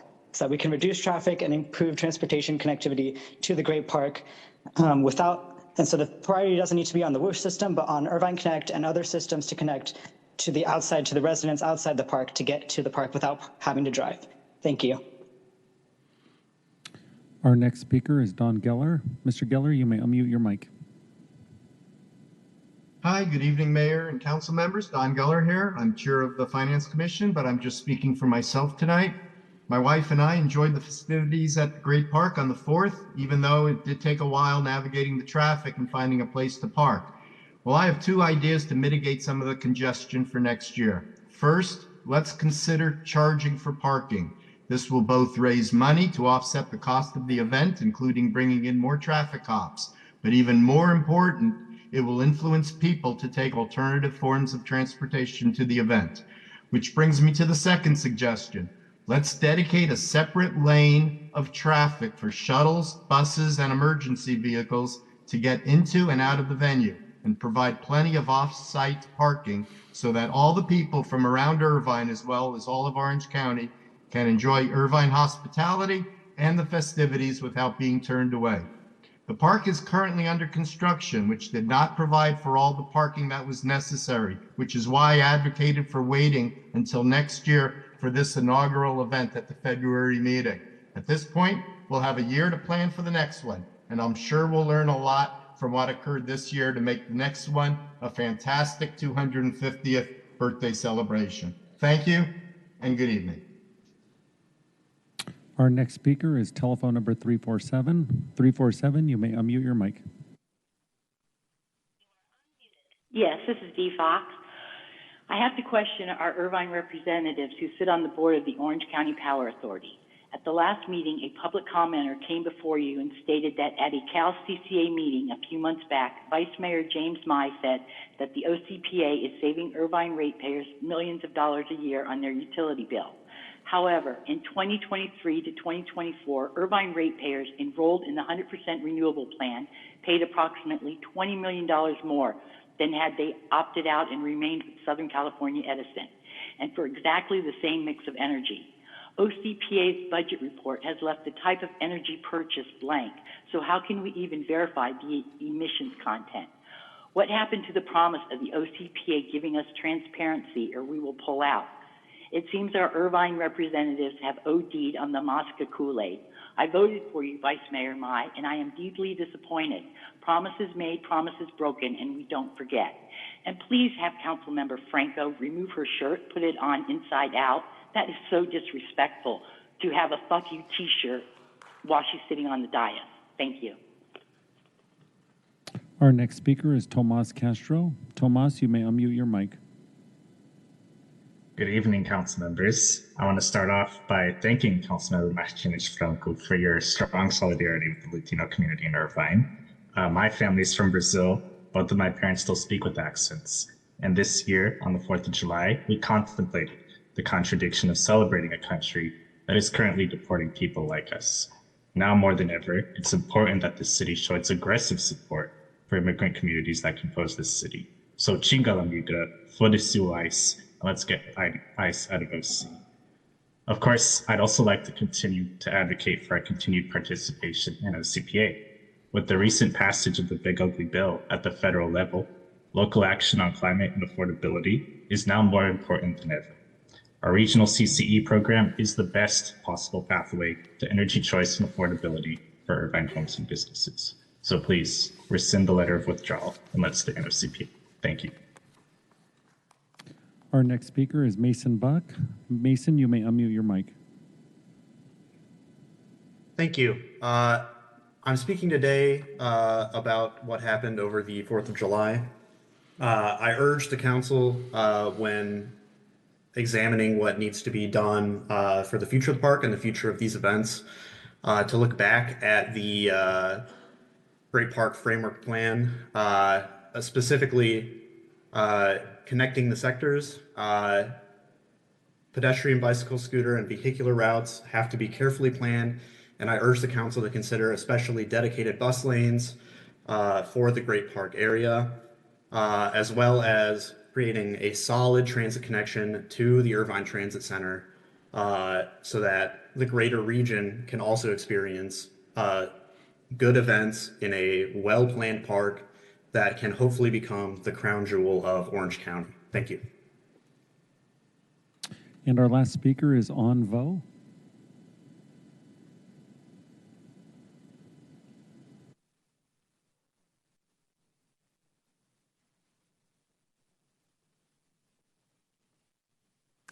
Welcome, sir. Good afternoon, council members. My name is An Vo, and I'm a rising senior at Northwood High School. I'm here on behalf of Accessly, a student-led project working to build Braille menus, bring Braille menus to local restaurants, and make dining a more inclusive experience for the blind and visually impaired community. Many seniors in our city are facing vision loss, and without Braille or large printed menus, 90% of blind diners rely on others to read menus out loud or use unreliable text-to-speech apps. This summer, our team personally visited over 230 Irvine restaurants, in which less than 5% of them had Braille menus, and from the ones that did, they were all outdated. In response, we created Accessly, a free service that provides professionally formatted Braille menus using our own translation software, and so far, 37 restaurants have already signed up. However, as high school students, our resources and connections in Irvine are naturally limited. Even after raising $1,500 for a Braille printer, there's only so far we can extend our reach without your support. Our goal is ambitious but achievable, to partner with every restaurant in Irvine and eventually expand statewide. To accomplish this, we need your help with connecting to restaurant owners, featuring Accessly in city communication, and officially endorsing the initiative. City Council, with your support, we can make Irvine one of the most accessible and welcoming cities in California. Thank you so much for your time and consideration. Thank you. Please leave information about your project with the city clerk, and the clerk in turn will make sure that all members of the council receive that information. All right? Thank you so much. Thank you. And that is all, Mayor. Thank you. That concludes public comments for non-agendized items. Having received the city manager's report, announcements, committee reports, reports from council members, additions and deletions, we're now prepared to move on to the consent calendar. At this time, the consent calendar consists tonight of items 1.1 through 1.5. Consent calendar items are considered routine and are handled with a single roll call vote. Public members of the public may speak to consent calendar items. Do we have any requests, Mr. Peterson? No, Mr. Mayor. There being none, a motion to adopt the consent calendar, items 1.1 through 1.5, is in order at this time. So moved, Mayor. Second. I'm sorry, who was the maker of the motion? Oh, made by Councilmember Carroll, seconded by Councilmember Go. There being no discussion on this item, would the clerk please call the roll? Councilmember Carroll. Yes. Councilmember Go. Yes. Councilmember Liu. Yes. Councilmember Martinez Franco. Yes. Councilmember Truceder. Yes. Vice Mayor Mai. Yes. Mayor Agron. Yes. Carry 7-0. That concludes the consent calendar, taking us to item 2 on the agenda. This is public hearings. We have one public hearing item, item 2.1, but it is with a, I guess I have to open the public hearing. So would the clerk please read the title and subject of item 2.1. General Plan Amendment, Zone Change, and Development Agreement for Residential Development in Planning Area 25. All right, this is a public hearing. I'll now declare the public hearing open. There's a recommended action to continue the public hearing to August 12th, 2025 at 5 p.m. or soon thereafter. I'll also move. Well, actually, let's see, are there any public commenters at all? No, Mr. Mayor. There being none, I'll move to close the public hearing. Mayor, this will be a recommendation to, or an action to continue the public hearing to August 12th, Well, 2025. but don't we close the public hearing and then make the motion to continue? That's appropriate, Mayor. Close the public hearing, make the motion to continue. We will reopen the public hearing Yes. on August 12th. The clerk stands corrected. All right. With that, I'll move to close the public hearing. Second. Seconded by Council Member Martinez Franco. No? Was it Mark? It was me, but it doesn't matter. Oh, I'm sorry. That was seconded by Councilmember Treceder. I'm not doing well at distinguishing voices tonight. Thank you for the second. Would the clerk please call the roll on the motion to close the public hearing? Councilmember Carroll. Yes. Councilmember Go. Yes. Councilmember Lou. Yes. Councilmember Martinez Franco. Yes. Councilmember Treceder. Yes. Vice Mayor Mai. Yes. Mayor Agron. Yes. Carrie 7-0. Councilmember Treceder, would you like to make the motion to continue the public hearing? So moved. All right, is there a second? I'll second. The motion offered by Councilmember Treceder, seconded by Councilmember Lou, is now properly before us.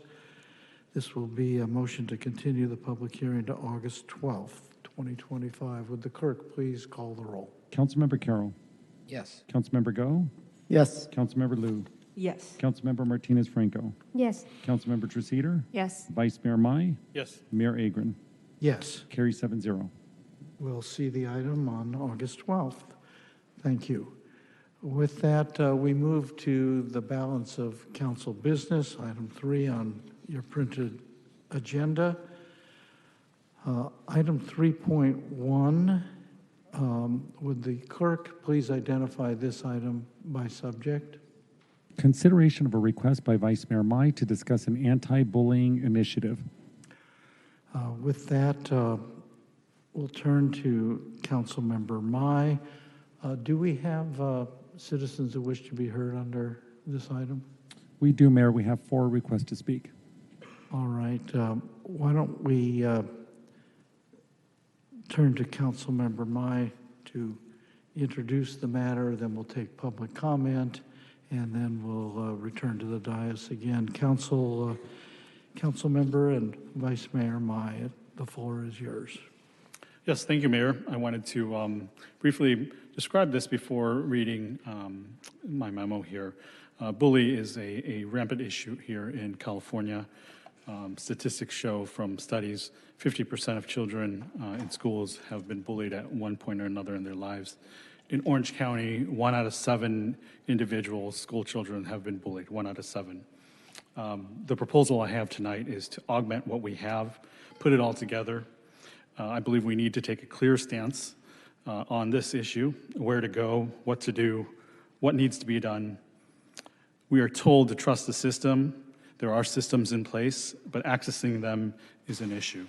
As a parent to a kindergartner and a teenager, I can attest, and also a member of several parent groups locally here in Irvine, I can attest that this is an issue. It's an issue that has been ongoing for many years, and many people do not know where to go, even though we have so many systems in place. Finding the resources and getting guidance from the city would be something definitely beneficial to residents, and this is why I put this forward here. I'm going to read it a little bit. In response to ongoing concerns from families, students, and educators regarding bullying, both in schools and within our broader community, I am formally requesting that the city staff begin work on a coordinated anti-bullying initiative. I've highlighted some ideas that I'm going to present to the staff as well. I'll have them take a look at that. What I want to do is things that I believe that we should consider are definitions and categories of bullying: physical, verbal, cyber, social, prevention and intervention protocols, coordination with Irvine Unified School District and nonprofit youth mental health partners, possible youth-led advisory or response components, schedule community listening sessions or roundtables discussions with students, parents, school officials, public safety officers, nonprofit partners to inform both the portals development of a portal potentially, and policy considerations.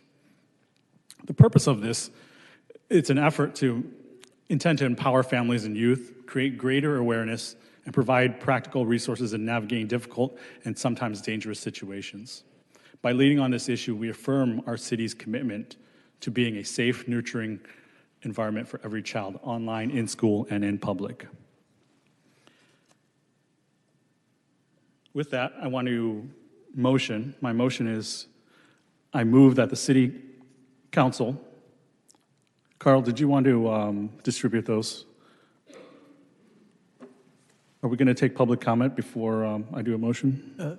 We can do that if you. Okay, I would like to do that as well, to hear from the public. All right. Thank you. Now that we have the printed motion in front of us, I think it would be an appropriate time to turn to the 4 requested commenters. If the clerk would indicate which of those are present here in person and which are via Zoom. Thank you, Mayor. There's now a total of 5, 3 in person and 2 on Zoom. Why don't we begin with the in-person commenters, all right? Thank you, Mayor. If I could call forward Susan Sayer, Alan Meyerson, and Jay Bruce. Welcome, Hi, Ms. Sayer. good afternoon again. My name is Susan Sayer, and I moved to Irvine in 1981 for Irvine's special education program. I have a learning disabled son who was placed in a special education program in Irvine. He was often bullied in school and in our neighborhood, and he often turned to bullying others as a means of coping with his hurt feelings. Learning disabled children and children with low self-esteem are often victims of bullying, and in order to cope, they turn to bullying others. Your bullying policies should address the issues experienced by both the bullies and by those being bullied. The policies should include positive reinforcement programs rather than punishment for bullying behavior. The anti-bullying process should include researching the family functioning dynamics of both the bullied and the bullying children, and working with the school and families to institute positive reinforcement rather than punishment practices. I brought these issues up in one of my son's IEP conferences.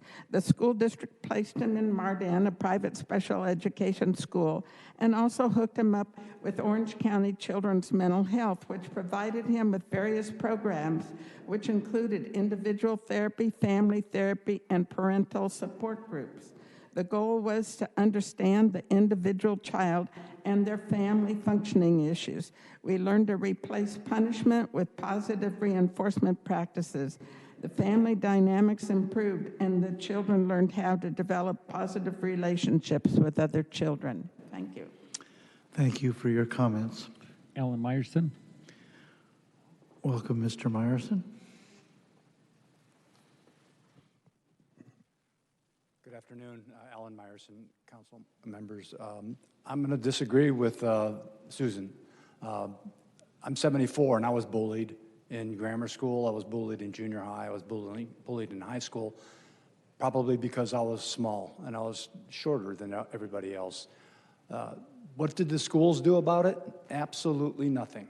And from what I've heard at this council, not from this council, but from people speaking to this council over the years since I've been here, when kids are bullied in Irvine schools, nothing is done about it. I've heard that complaint over and over again. So I don't think the issue here is actually the kids that are bullying. I think the issue is the schools that are doing nothing about it. That's the problem. They don't want to deal with it. They don't really know how to deal with it. And for myself, and from what I know about this stuff, I think that's the issue that needs to be looked at more closely. The schools have to do something about it. There has to be consequences when a kid bullies another kid. If it's physical or if it's verbal, mainly physical. If there isn't any consequence for it, then they're just going to keep doing it. So that's where I'm at. Thank you. Thank you for your comments. Jay Bruce. Welcome, Mr. Bruce. Hello, council members. I just want to say I mean, I appreciate the attention with this initiative. I really do. You know, anti-bullying, no one's against that. But I feel like, in my experience, just speaking from my experience, IOC has some flaws, but like outright bullying hasn't been one of them, because IOSD is generally good at providing those resources and making them known. There are multiple counselors and mental health specialists at each school site. There's already an anonymous violence reporting system called Say Something. IOC received violence assessment training at their, as part of their training. There's also, I feel like this is something, I hate to say it, like we would need a student survey to see if this is something that's actually needed. And so I just took a look at the annual district-wide survey that IOSD puts out, and I found that 89% of students feel they have an adult to talk to if they have a problem, 80% of middle and high schoolers feel they have a diverse and inclusive environment at school, and 71% of students are satisfied with a sense of community on campus. It'd be wrong to say that IOSD students aren't mistreated, but in Irvine, I'd say it's a much more subtle, complex way than just physical or verbal harassment, because, in my opinion, the district responds to those much more quickly. This program, honestly, looking through the agenda, it kind of just sounded like it was written by ChatGPT. It's like very surface level, and I think it's, you know, it's too broad to meaningfully address the complex ways in which, in the complex forms of bullying that exist in Irvine. And I think just overall, whether it's with bullying or any other type of issue that we want to address in the city or with regard to our schools, we should leave it to the school districts to determine what policies they want to implement, what programs they need help with, and the city should be the one that just helps with providing them the resources that they need to make those policy decisions and those programs reach their full potential, because what the district is currently lacking is resources, I think, but what they truly understand better than the council would probably be the needs of their students. Thank you. Thank you for your comments. Our next speaker is Eric Nishanian. Mr. Nishanian, you may unmute your mic. Council members, Mayor Agrin, I think you guys should give deference to what Mr. Bruce said about the school district and the city being there to support the school district, not the other way around. This is just performative justice. It's redundant in its approach addressing bullying, and it's futile in any results in addressing bullying. First of all, do we have a First Amendment lawyer on staff to draft a bullying ordinance? It poses all types of First Amendment issues, and there's something called the disciplinary code. Students must adhere to it. And if the school district doesn't want to enforce the disciplinary code, the issue is there. I've had a child that grew up here in the schools. I've observed how kids have interacted, and there's nothing abnormal. Teasing is part of growing up, and you'd rather have your kids teasing each other than freaking buying dimes on the schoolyard front yard. You can't, you know, we should be more concerned about drugs in schools and guns in schools than words in schools. Words hurt, but those other things do a lot more damage. And this agenda item doesn't make any sense. You haven't heard any blow up in these chambers about bullying going on at the schools that's not being addressed by the school district. You don't hear them in school district meetings. Go back and audit those things before you take this approach, because it appears to be a waste of city resources, much like July 4th. And anything that James Nye brings to the council should be scrutinized.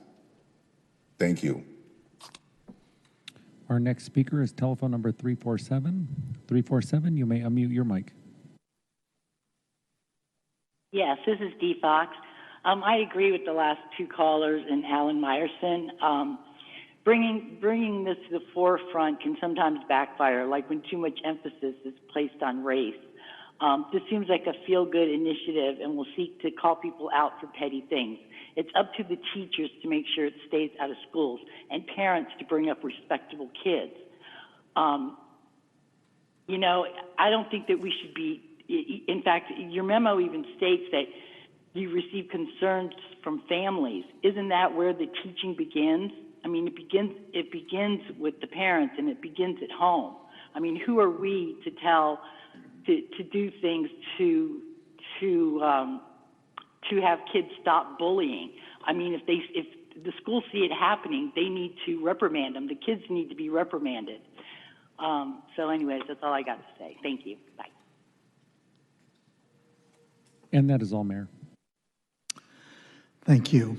Thank you to our public commenters, At this time, I'll turn it back to Councilmember Mai and anyone else at the dais who wishes to speak to the issue. Councilmember Mai? Thank you, Mayor. I would, with that, I would like to move that City Council direct the City Manager and appropriate staff to develop a comprehensive plan of implementation that provides greater resources and actionable strategies to address bullying within our community. This plan should specifically consider the needs of both children and adults who are experiencing bullying in various forms, whether in schools, workplaces, or public settings. This initiative should be developed in coordination with key partners including school resource officers, the Irvine Unified School District, local law enforcement, mental health professionals, community organizations, and any other relevant stakeholders. The goal of this plan should be to create a safer, more supportive environment through prevention, education, response protocols, and accessible resources. I further request that the City Manager return to Council with a detailed recommendation, including timelines, resource needs, and proposed actions within 120 days. We'll deem the motion having been made. Is there a second? Is there a second? Anybody want to discuss it? If not, the motion dies for lack of a second.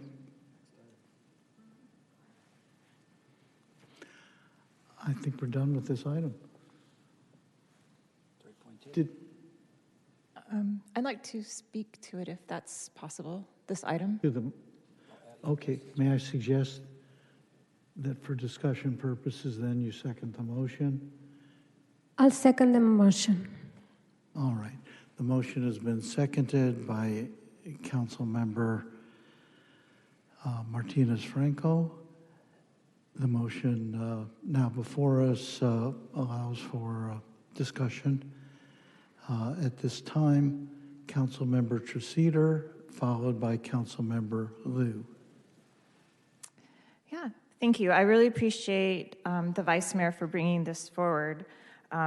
Bullying is something that I think most people experience, and many people are really scarred by it, I think, for much of their lives. And so any chance we have to reduce bullying in the schools, I really welcome. The only reason that I didn't second the Vice Mayor's motion immediately is because I was wondering if we could confer this to our IUSD liaison subcommittee, which I think that Councilmember Liu's on, and who's the other member? Oh, Councilmember Martinez Franco. And because I think, from what I understand, I was talking to a couple of the trustees the other day, and they said that in these meetings of the liaison subcommittee, they do bring in our school resource officers and IPD, the relevant mental health professionals. They'll bring in community organizations, and other things like that. It depends on the situation. They'll bring in the trustees and high-level staff at IUSD, but then also they'll bring in people who are relevant. And so I was thinking this would be a real no-brainer if the Vice Mayor were interested in just saying, okay, let's have the liaison subcommittee work on basically what he outlined here. What would you think about that? Yeah, absolutely. I think that would... Let me just ask that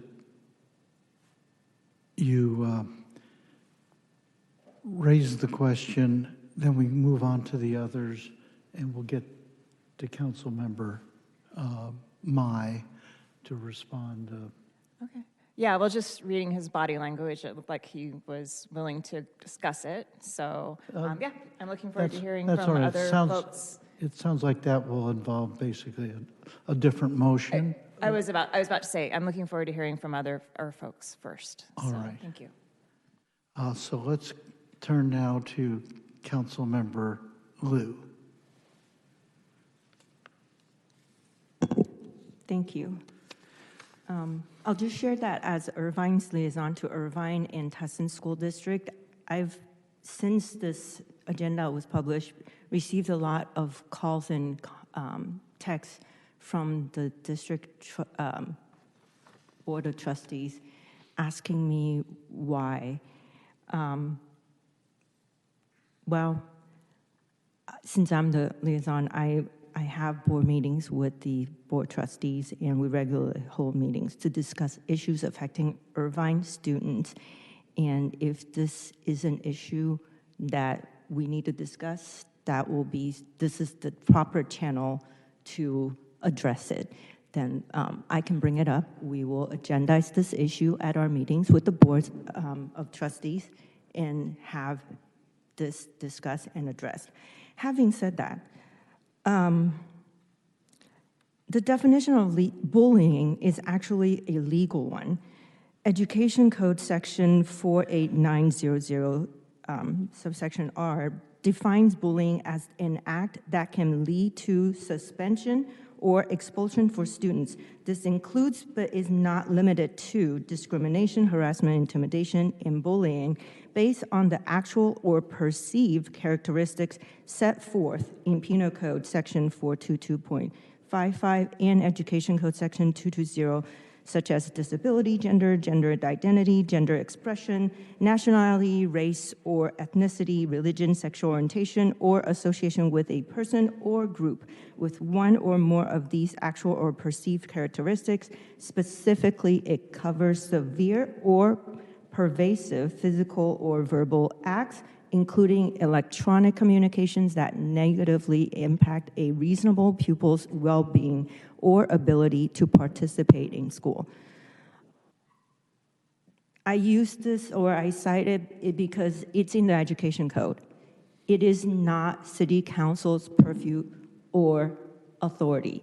This is something that a school board should address, and I'm happy to say that Tustin School District, Irvine School District, or even Saddleback, Santa Ana have all put in resources, and like Mr. Bruce mentioned, that there are mental health council, there are annual surveys, they have channels for people to report any bullying, and education is not within our jurisdiction. This memo should not be introduced in a city council setting.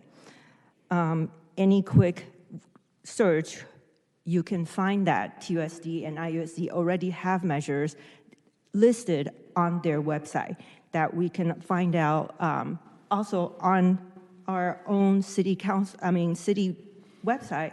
We can see that IPD is doing their program in elementary school to address cyberbullying and bullying in general and online safety. And beginning in 2018, IPD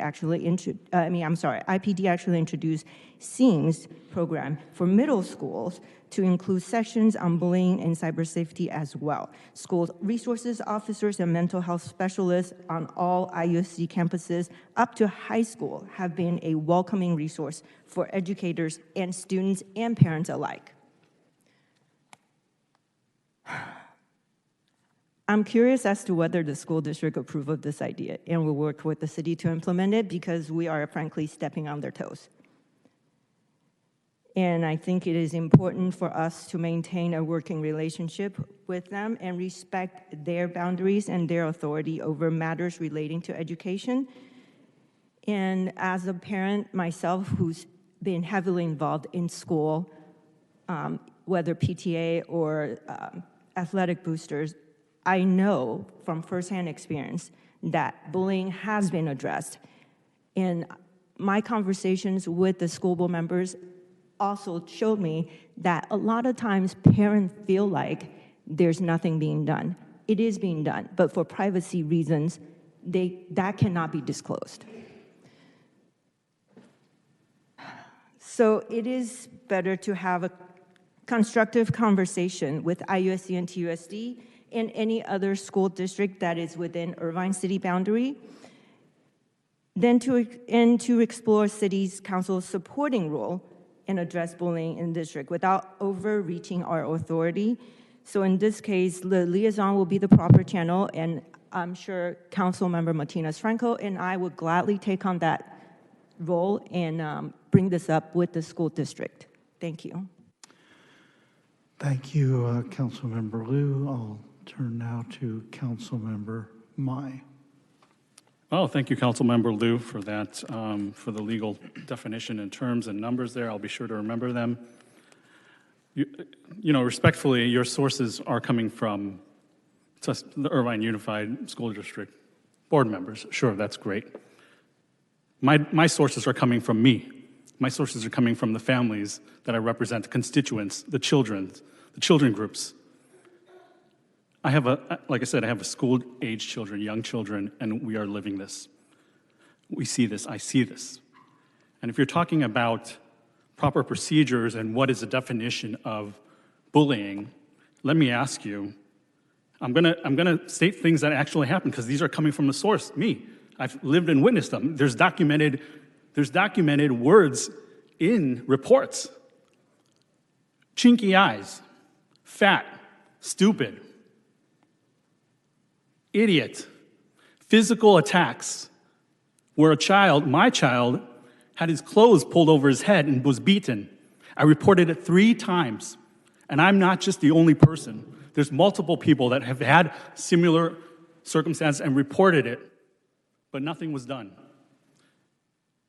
I understand what people are saying, we're stepping over people's toes, but we're not. I'm respectfully asking to work together with them, our liaisons, our SROs, to work to bring better awareness to this, where parents feel that things aren't happening, or they feel comfortable to report it. And we can move on there. I mean, having a website there from a school website saying, here, this is what you do to report it, what actions are actually done? Where do people go? Where do people report? What is the procedure? Where can they follow up? There's none of that anywhere. For parents right now out there, it's difficult for them to get services for their children, and that's just a fact. Let's say this doesn't pass.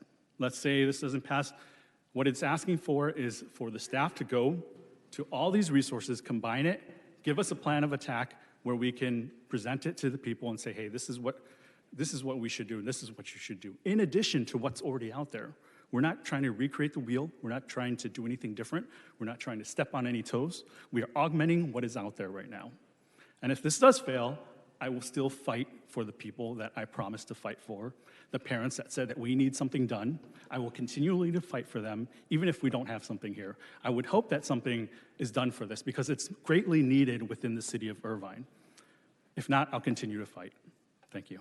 And to my colleague, Councilwoman Treseder, of course, I would love to have the subcommittee members, and I think that's actually a logical. It's logical to have them communicate and be the connection to IUSD and TUSD. I would expect that to be actually part of the program as well. Thank you. Thank you, Councilmember Mai. I'll turn now to Councilmember Carroll. Okay, great. Thank you, Mayor. Yeah, I think there's a couple of things kind of come up to mind with this one. Yes, bullying is a very serious problem and it's something that needs to be thought about very seriously, and it's terrible. And Vice Mayor, it sounds like you had a personal issue, and now we know the reason why you brought it forth is because you had a problem with your family, and that's actually awful. I do want to point out a couple of things. You know, some of you know I'm sort of a little bit on the process end of things, and you know, just a few weeks ago we were imploring another council member to go through the proper channel for an item like this rather than discuss it here at the city council. The fact that this hasn't been discussed or brought through the school liaison committee makes very little sense to me. This one's a particularly personal one for me. As many of you may know, my wife spent 4 years on the school board and was the president of the Irvine Unified School Board. I know all the school board members personally. One of them said to me they were not at all consulted on this proposal, that IUSD has a liaison committee that was never contacted. The memorandum doesn't consider what the Irvine Unified School District already does and what the Irvine Police Department already does with their resource officers, and some other stuff that I can just go on forever. But it concludes, and I'm not going to mention the gender of this board member, the Irvine Unified School District already has an in-depth program. In addition to that, I'd like to ask my colleagues if they would respectfully take a beat. The city of Irvine is not able to accomplish everything under the sun. We have a separate governmental entity called a school district that promulgates these things and has robust programs. And I think the liaison committee is the appropriate place. I will not be supporting this. I will not be supporting any direction to send it that way. But if council members Martinez, Franco, and Liu would respectfully bring it up to their board member colleagues of the Irvine Unified School District, I would fully support that, but I will not be voting to direct that. Getting back to the government can't really do anything.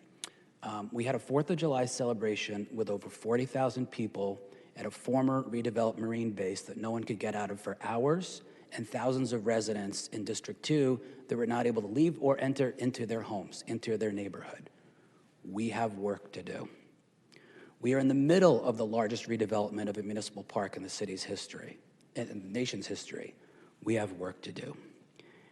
I could go on forever with the types of things that this city is working on. Dare I say, because we never talk about it up here, we have some traffic, and I appreciate that our city manager is a public works person. We have traffic lights, we have streets, we have potholes. I was so blown out by all the announcements tonight that, well, by the way, colleagues, went well over 5 minutes, but whatever, I just gave up. So, city manager, I will give my announcement that I have a resident that had some issues with some potholes in Woodbridge, as well as something going on in the Walnut area. So I'll talk to you about offline. But we do have a role to just do some basic functions around here. Barreling through things is not the way to go. I'm going to ask the city to take a beat, and I appreciate Ms. Fox's comments, Mr. Bruce's comments, Mr. Myerson's comments, and I'd like to respect the fact that we have a separate government entity that handles these matters. Now, if the liaison committee comes back and says, we have a real problem, the school resource officers are not enough, the Irvine Unified School District is not doing their job, then we should absolutely address it. But I'm sorry, Vice Mayor, I'm not going to take your one personal problem and govern for a city of 318,000 people and decide to do this. I'm already getting enough issues over a toy drive that you ran through here that, you know, a Marine Adoption Committee has been working on for 16 years and feels that they've been completely impinged upon. I am not going to keep working on undoing these flawed proposals. This is a hammer in search of a nail, and I am not going to tell you or give some lip service to the fact that more government is the answer when the separate but equal, not subordinate and not senior level of government called the school district, established under the state that we all pay taxes to, has a job to do. And bullying in schools is their job. I have personal experience because I had a spouse that spent 4 years helping to run a school district where those issues were paramount. So that's my view on this thing. I fully support if the school liaison people want to go and work on that. But you know, I just think that, you know, we have so many other things going on right now. I guess I should also mention the fact that in addition to a problem of 40,000 people trying to get out of a great park space, that we are very, very fortunate that no one got hurt, that no one had a cardiac arrest, that no one started a fight, that Chief Kent's officers weren't put in harm's way. We are very blessed that that did not occur. In fact, I was saying it earlier with my interns and some residents that's shocking that in a way that didn't even occur. And let me add another thing that the city needs to deal with. The city needs to deal with the fact that people that were well here before us drafted a flawed open space ordinance that was not permanent. So instead of doing something that the Irvine School District is already addressing, why don't we address the fact that thousands of Irvine residents voted for something they thought was permanent open space that has the biggest loophole I've ever seen? And who drafted it that way and why? And why did people put a bronze plaque out there that says this open space is here forever when guess what? It's not. Guess what? Bomber County next to my house is doomed for housing if 4 of us say let's zone that thing for high density res. And so's the northern sphere. Let's work on those things. Thank you, Mayor. Thank you, Councilmember Carroll, Councilmember Liu, then Councilmember Treseder, then Councilmember Martinez-Franco. Thank you. So I wanted to address that. I am so sorry that this is happening to your family, really, truly. I also have personal experiences and family members with bullying, and unfortunately a very pervasive issue. But again, this is not our job. We can't do it. This is, I echo Council Member Carroll's statement about how this is an equal agency that has a separate authority, and it's already addressing these really serious issues. I am not downplaying how serious bullying is. I am just making it clear that this is something that is already addressed and we need to go through the proper channel. And so I hope it's not going to be misconstrued that I, am okay with any of that, but this is, again, something that I cannot support because this is clearly not within our rights to do. Thank you. Councilmember Treseder. Thank you. Yeah, I do appreciate everybody's position on this, and I just wanted to tell the Vice Mayor that if he wanted to make a motion toward the end of what we discussed, then I'm happy to support it. Thanks.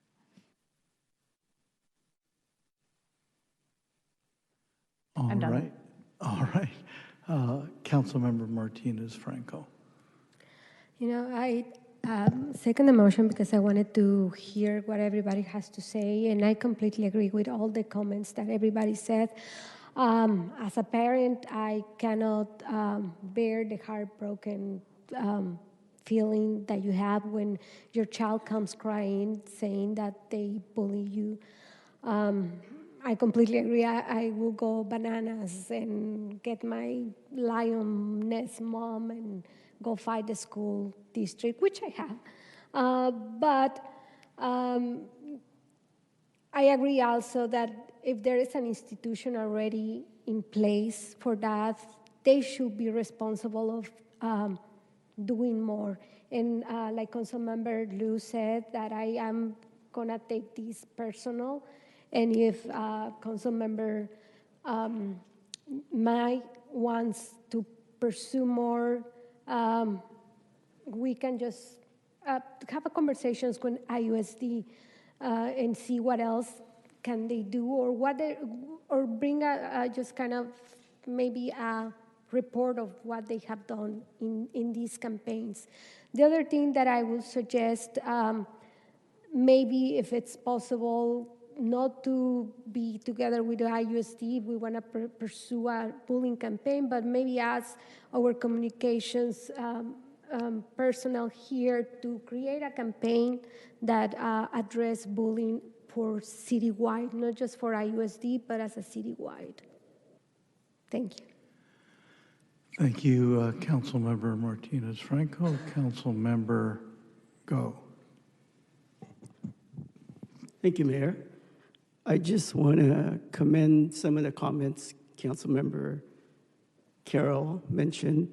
As you guys know, I don't speak up a whole lot for myself, and I get bullied till today, and every day. So unfortunately, that's just the fact of life.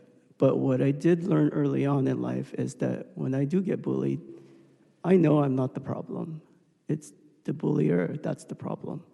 I don't think we have a bullying problem in this world. We have a mental health and wellness problem.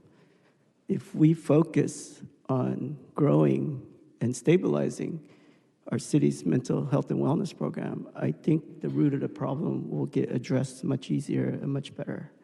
And that is why I'm fully supportive of our new committees, really emphasizing just meditation, just dealing with the different things that our kids have to deal with today. And I think if we teach that, it's going to solve more of the problems than actually trying to solve the problem itself. So, thank you. Thank you, Councilmember Go. Councilmember Mai, and then perhaps we can bring this to a conclusion after your comments, Councilmember Mai. Thank you, Mayor, and thank you again for the comments from my colleagues here and for the public. I have a point of clarification for Clerk. If I was to, or possibly our attorney, if I was to do a substitute motion, would this be the time to do it, even though we have a motion and a second already? Let me take care of that and show off if I can, okay? The easier course is just to withdraw your motion, have the second withdraw the second, and make a new motion. Okay, so I'll withdraw the motion and create a new motion, basically. All right, and I think Councilmember Treceder seconded. Yeah, if I was the second, yes, I agree. All right, Mayor, I think it was Councilmember Martinez Franco that seconded. my mistake. Councilmember Martinez Franco withdraws her second, agrees to withdraw the second. The motion is withdrawn. The slate is clear. You can go ahead and make a motion if you wish. Okay. Again, it's going to be very similar, but I'm going to adjust it a little bit to, based on the comments here. I move that the City Council direct the City Manager and appropriate staff to develop a comprehensive plan of implementation that provides greater resources and actionable strategies to address bullying within our community. This plan should specifically consider the needs of both children and adults who are experiencing bullying in various forms, whether school, workplaces, or public settings. This initiative should be developed in coordination with key partners, including school resource officers, IUSD, local law enforcement, mental health professionals, community organizations, and other relevant stakeholders. This should be in conjunction and with coordination with Irvine City IUSD liaisons who will take the lead in this project. Second. All right, the motion has been offered by Councilmember Mize, seconded by Councilmember Treceder. I'd like to speak to the motion. I thought the motion was going to be that this matter be referred to our two liaison committees, the one to IUSD and to TUSD, to kind of take the measure of where we are and to take these matters up with the school districts and also to involve our own school resource officers so that we understand what we're contributing to the solution to this problem. But the motion you offer does not seem to me to be a referral to these liaison committees, but instead is direction to staff to prepare a comprehensive program. When I hear that, I hear, oh boy, $500,000 by the time we get into this. We might wish to do that, but I don't think now. I think the suggestions that came up about going through the liaison committees, that's what they're there for. That's why we have them. We, of course, are very supportive of the school district, and if through that process it became clear that the city had something to offer additionally by way of resources, I would certainly be very supportive of that. But I think a small step would be referral, which is an entirely different motion from what you offered, as I understand it. That's my thought.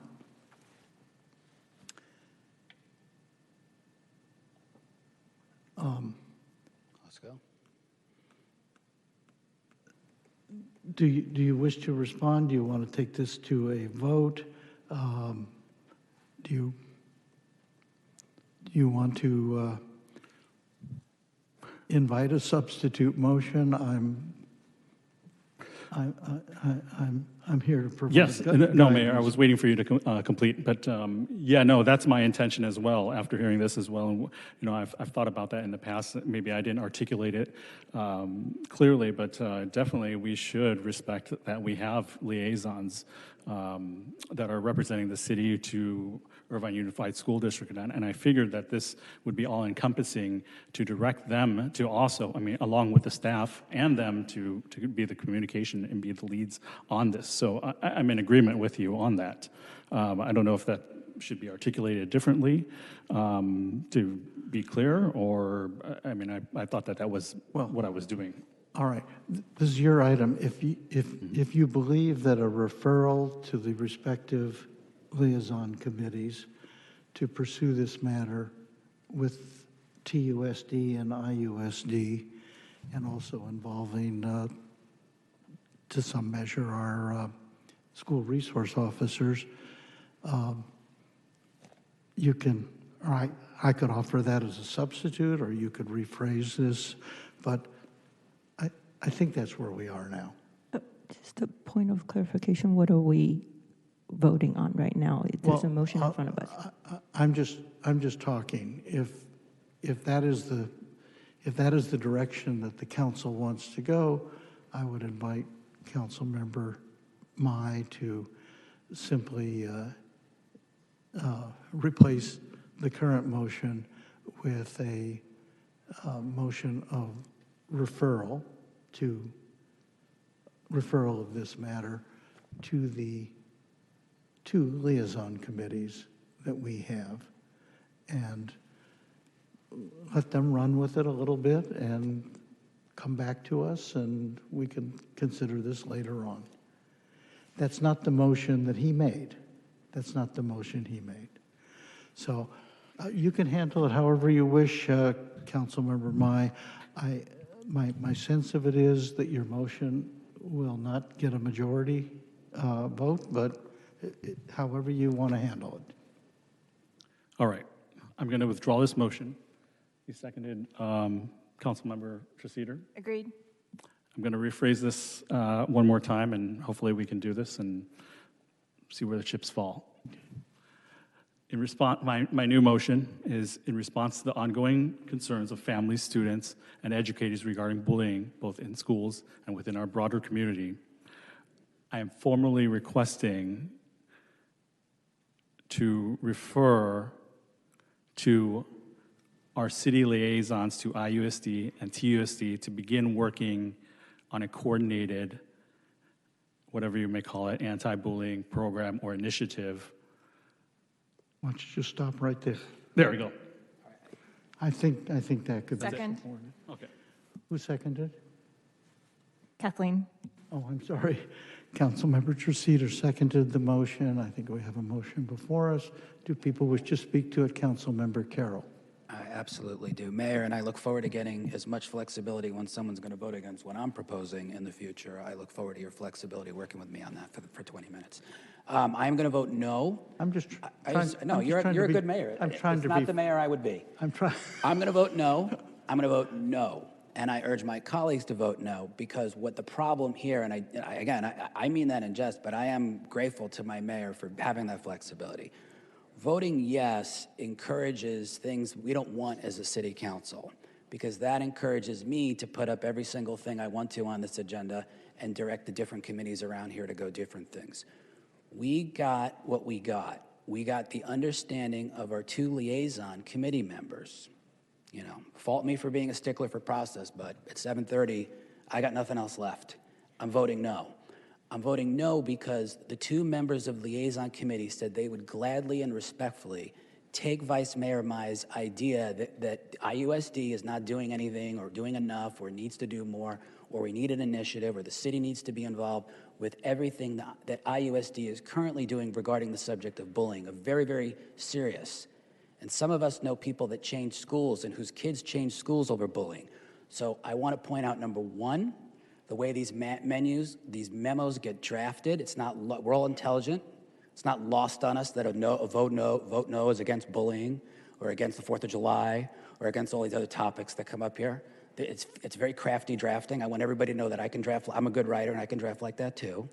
So bullying hurts all of our families. Bullying hurts all of us. I'm saying that, I'll say that 500 times. I'm voting no because I'm voting yes for process. I'm voting no because Council Members Martinez Franco and Council Member Liu said they will bring this up. I'm voting no because I don't want the Facebook posts. I'm voting no because if bullying is what matters here, they're going to bring up bullying. If scoring a win and trying to get extra government going is the goal, then that's the vote yes. And that's why I'm voting no. Thank you. Very well, Councilmember Liu. Just like Councilmember Carroll, I am also a stickler for rules.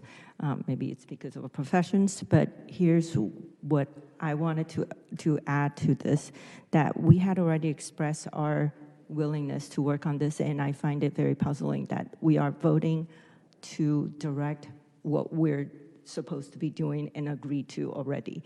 So I would say that this is a no for me because the process is not being respected and jurisdictions are not being respected and agency independence not being respected. And that to me is really, really something that I cannot support. So like I said, I take this very seriously. I have personal experiences with it. So, and I also know a lot of people that have experiences. So I understand how it feels to have your baby hurt as a parent. Trust me, I understand that. And I appreciate Councilmember Carroll's perspective as the spouse of the former president of IUSD. So I know how much work has already been going into it. And like I said, I can understand it, but I cannot support this. All right, I'm going to make a suggestion. We now have a 7-member city council. 3 of you can get together at any time. If Councilmember Mai, if you wish to move this matter forward, why don't you just sit down with Councilmember Martinez Franco and Councilmember Liu and talk to them about what you would like the liaison committee to do in an informal setting. And just do that rather than give direction. You can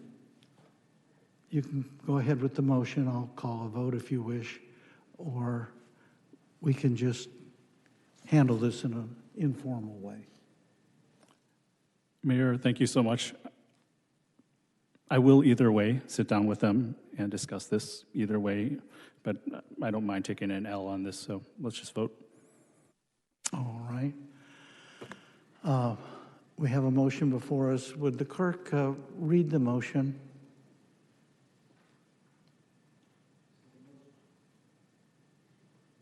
Sorry, Mayor. The motion, as I understand it, is to refer the matter to IUSD and TUSD liaison committees for consideration to begin working on a coordinated anti-bullying initiative. That's the motion as I understand it. I think that is the motion as I recall it. So the motion is properly before us. Would the clerk please call the roll? Councilmember Carroll. No. Councilmember Go. No. Councilmember Liu. No. Councilmember Martinez Franco. Yes. Councilmember Treseder. Yes. Vice Mayor Mai. Yes. Mayor Agron. Yes. Motion carries 4-3. Councilmembers Carroll and Go and Liu voted no. So the matter will be referred to those committees, and I would trust at some point, maybe as part of our regular reports and so forth, we would just hear back from the liaison committees.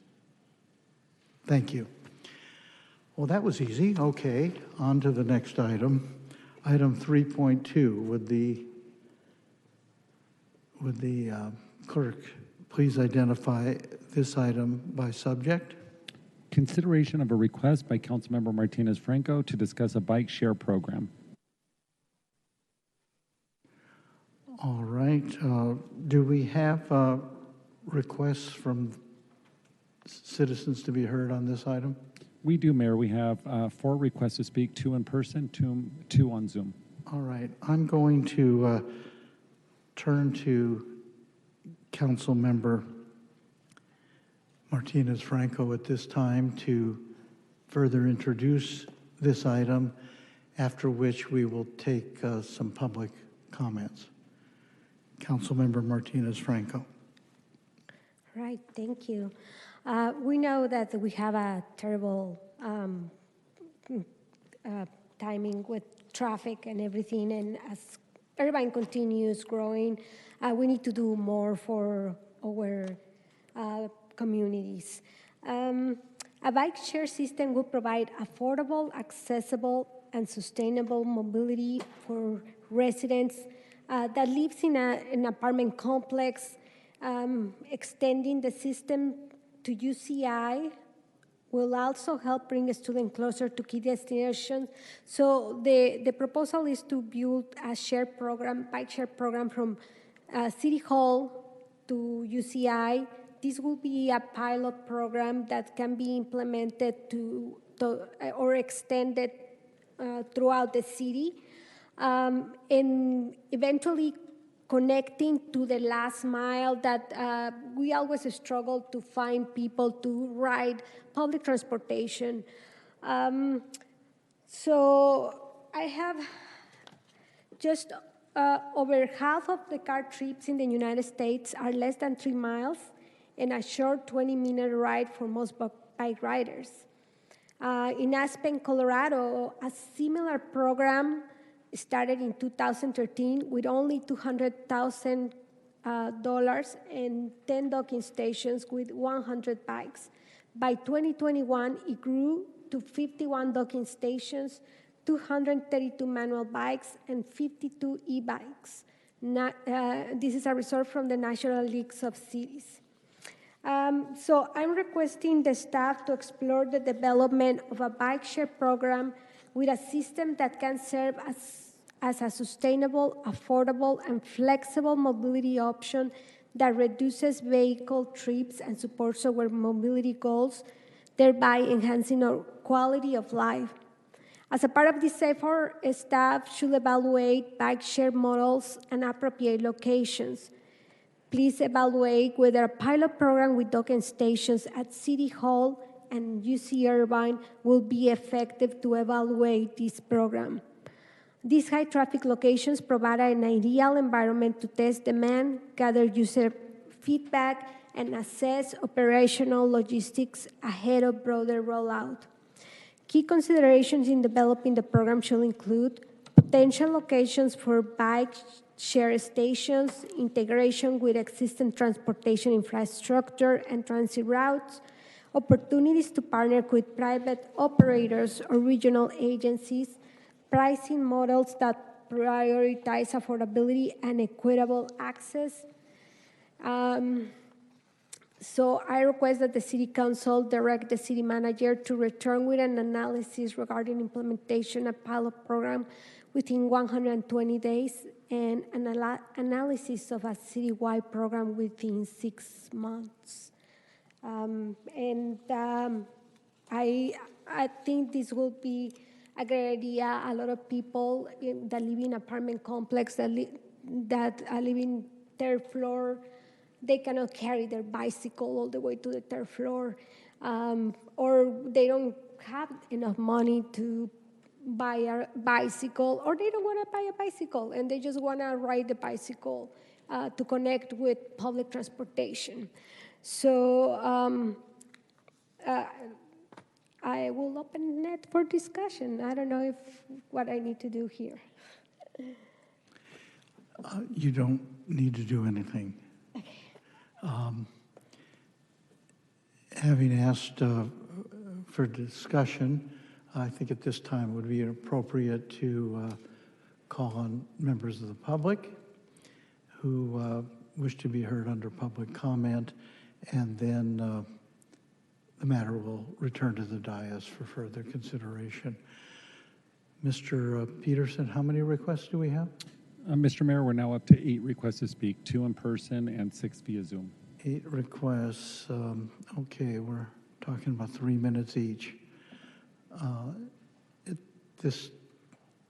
At this time, call on those who are present, please. Thank you, Mayor. And we just had one more sign up in person, so it's a total of 9. 9. All right. We want to limit the discussion here to public comment to 30 minutes. So that allows for one more. But let's go now with the individuals who are present here in the chamber. Thank you, Mayor. If I could call forward Jay Bruce, Lisa, and Richard Tang.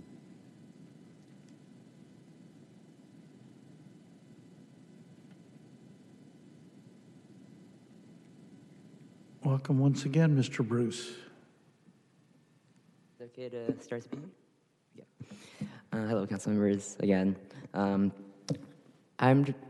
pretty much just going to leave this to the council to decide if it's going to be good or bad or if we should go forward with it. But I just want to say I think it's an idea at least worth studying, especially around UCI.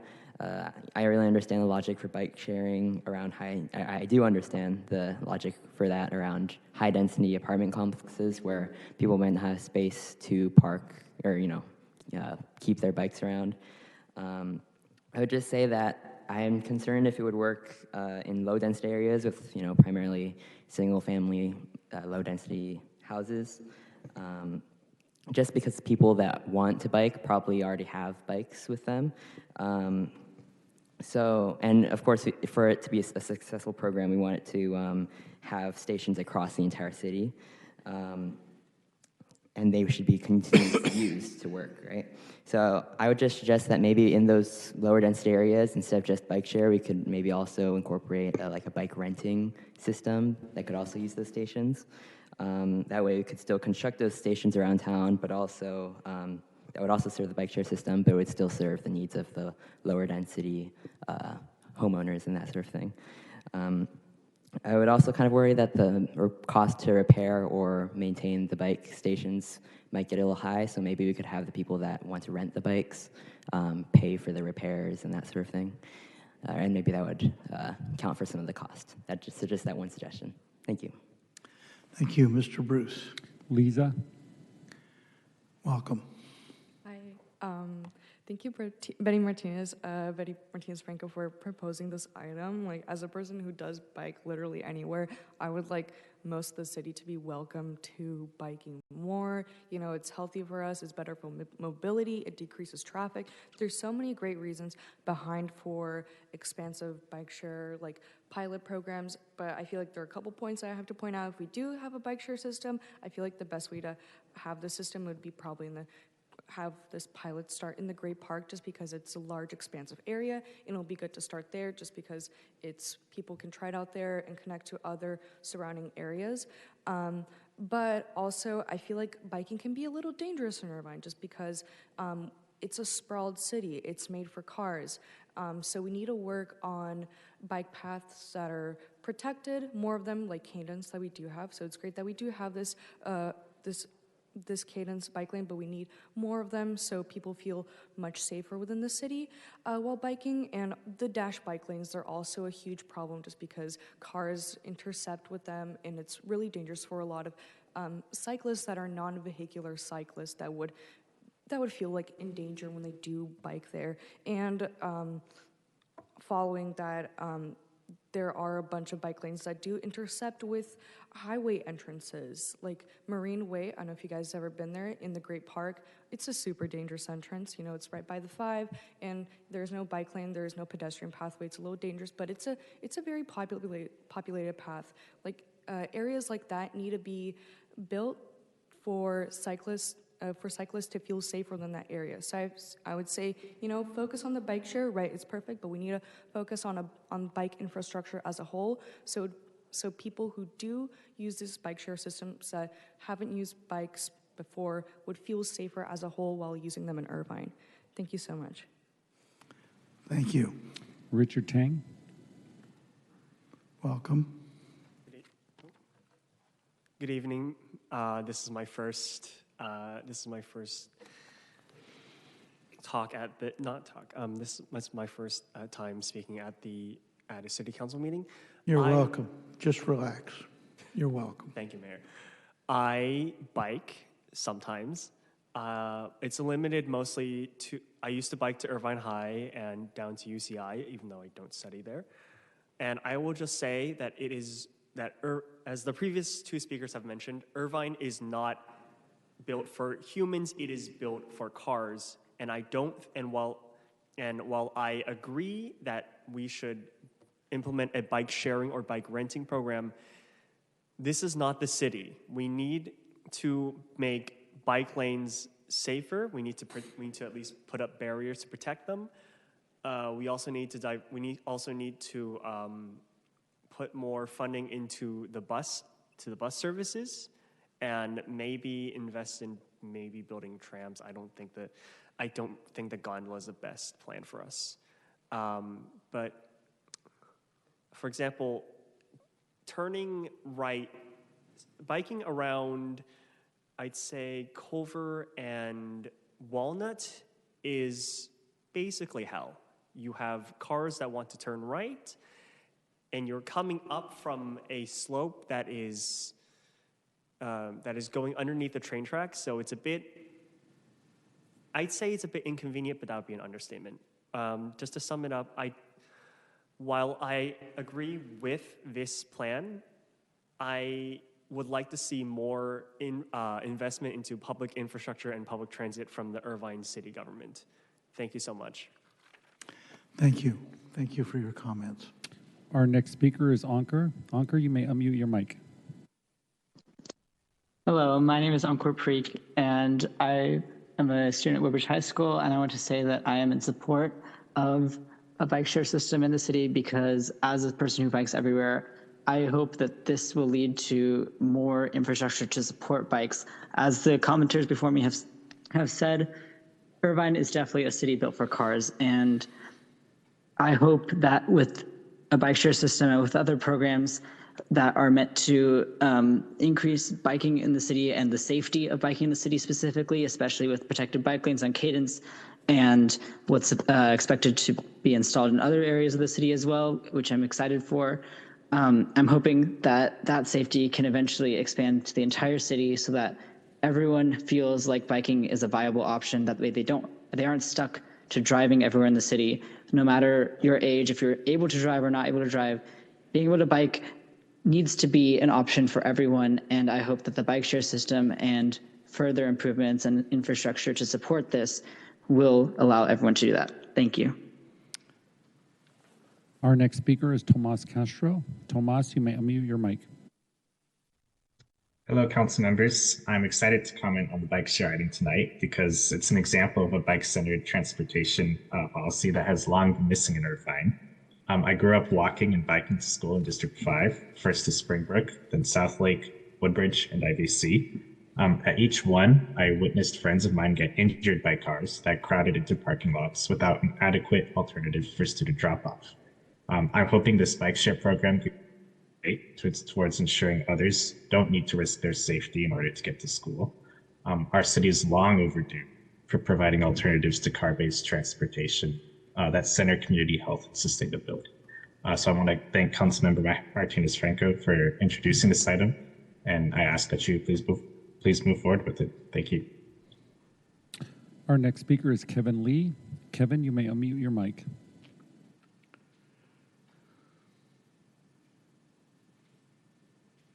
Hello, Kevin, can you hear us? Sorry, technical difficulties. Good evening, City Council members, and thank you, Betty Martinez, for bringing up this proposal. It's great to finally see Irvine make some steps towards implementing a bike share program. I would suggest including the train stations like Tustin Metrolink and Irvine Station as key hubs in the bike share program, and also make sure that public transit is not overlooked. So hopefully in places that do not have bike shares and are well trafficked, we could have public transit running through, like on Barranca or on Jamboree. Those big roads are lacking in public transit, and it would be nice if we had both public transit and bike shares there. But thank you again, Betty, for bringing this proposal up.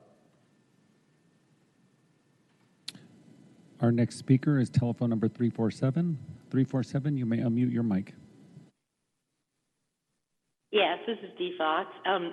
I think we should take a poll on this and see how many people this would benefit, because it seems to me like all these people that have called in are climate change activists or people that already have bicycles or bikes. And the cost, I think, is going to be real expensive. Are we talking electric bikes, manual bikes? I mean, what are we talking here? I think we have a lot of bikers in Irvine as it is. I think, parents buy the kids the bikes they want. Sometimes it's just a status thing. I don't think there's a lot of kids in Irvine that are really going to want to rent a bike from these kind of things. I don't know. I think we should take some kind of poll and see how many people this would actually benefit. That's all. Thank you. Our next speaker is Eric Nishanian. Mr. Nishanian, you may unmute your mic.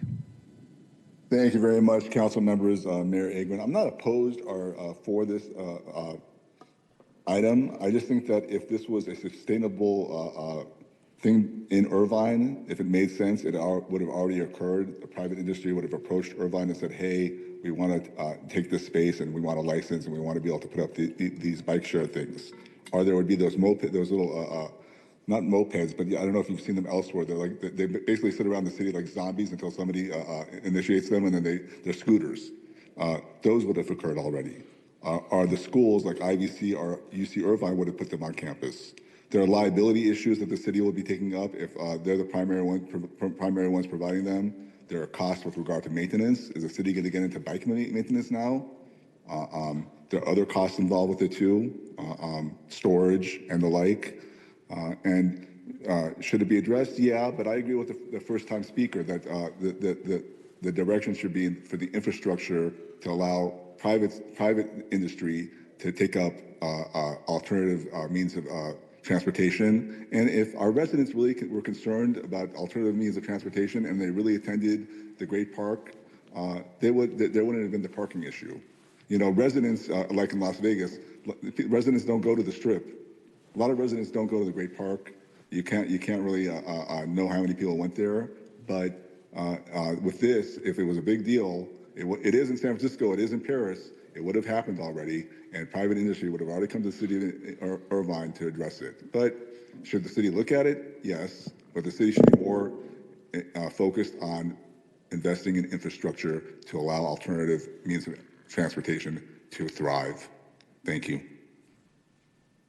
Our next speaker is James. James, you may unmute your mic. You have 90 seconds. Good evening, members of the council. I'm James from Woodbridge. Thank you, Betty Martinez, for agendizing this. A bike share program is an important feature of a bike-friendly city. It provides last-mile connections from walking and transit and gives freedom to visitors. I had a friend from Seattle visit recently, but even though I personally have a bike, we had to go around by car everywhere because I didn't have an extra bike for him. Bike share would have been a game changer. Like even just going to Woodbridge Village Center, it's a good 5-minute bike ride, but you can't do the 5-minute bike ride without a bike. And it's not going to be feasible for every visitor to just buy a bike every time they come here. That just doesn't make sense. This is where bike share comes in. When you're getting off from the bus and your destination is like 1.5 miles away, bike share right there too, even if you own a bike. It could have been a game changer for the Great Park July 4th event too. If you did actually park ones at Irvine Station, Great Park is just 1 mile from Irvine Station and would also benefit from an internal transportation system. Like we're thinking about $100 million gondola, a bike share would be that for $10 million. UCI and Woodbridge also have transit connections and a large campus or park areas that are perfect for biking. I am really excited for bike share in areas like Great Park, UCI, and Woodbridge. Completely support this. Hope to see it up and running soon. Thank you. Our next speaker is Siddharth Mehta. Siddharth, you may unmute your mic. Good evening, council members. So I just want to say that I am fully in support of this bike share program, discussing the bike share program. I do want to mention that it's pretty important that we have less congestion in our cities and streets because, our entire state is kind of full of cars and roads, which causes like a lot of traffic accidents and a lot of like late congestion, like a lot of traffic. So I think having bikes and trains and buses instead of more roads and more cars, so we can get rid of all this congestion that's been happening in our state. I mean, I think OC should be spearheading this bike share program to make sure we become an influence to the rest of the state, to rely less on cars and to rely more on renewable bikes, greener transportation. I think, yeah, this is a really good proposal. I am fully in support of it. I thank you, Councilmember Martinez, for that. Our next speaker is Talima now. Talima, you may unmute your mic. You have 90 seconds. Hi, my name is Talima Nua, and I am a resident of College Park. I really support this bike share idea. I would also like to emphasize, like a couple other speakers have said, that I think it's very important that we develop our biking infrastructure a little more in addition to this, and include also some better public transit plans, because Irvine is a very car-centric city, and I think that is detrimental not only to the environment, but to the residents of the city. As for the bike share program, I think it would be extremely effective and beneficial, especially in places like UCI.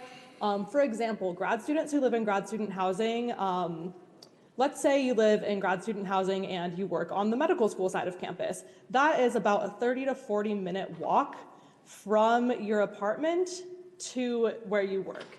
Now, I know a lot of people who do that exact walk every day, who don't have bikes and don't have access to a bike, but also if they wanted to drive their car from their apartment to their lab, they would have to pay an exorbitant amount of money each month, in addition to the amount of money they pay to park at their apartment and the rent they pay to the university, just to get to work.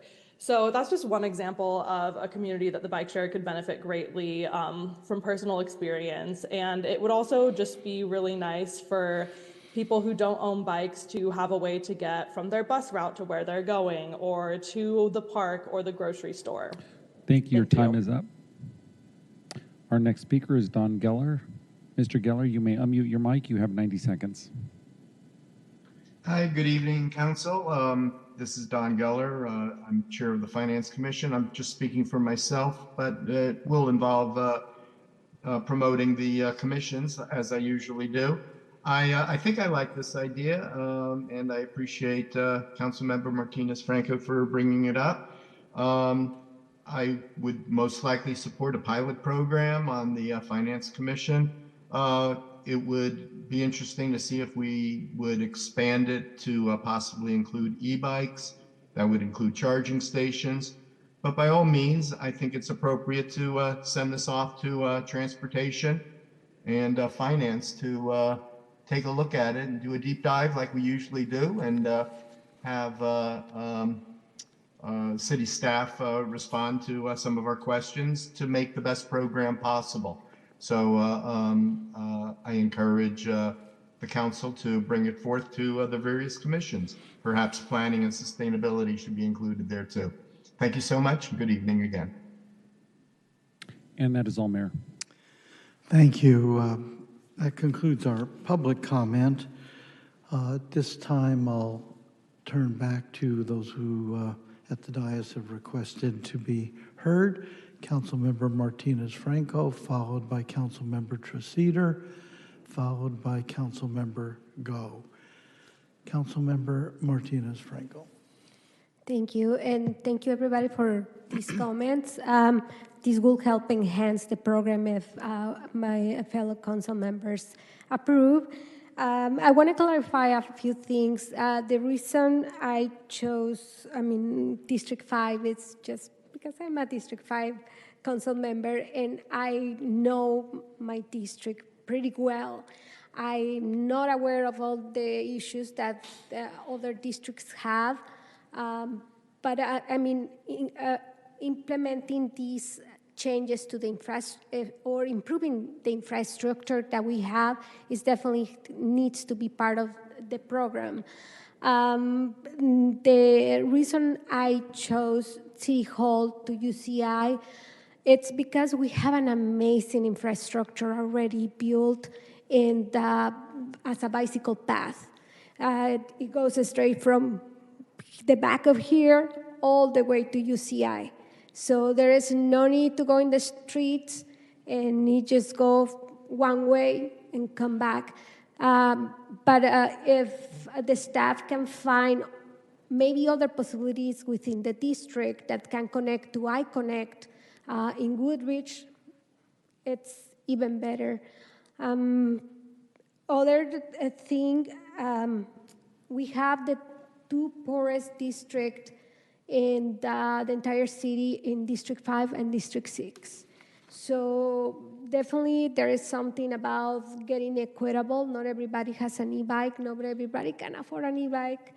Again, the apartment issue is a very big issue because who wants to carry a big e-bike 3 stories high, mostly when you are my age.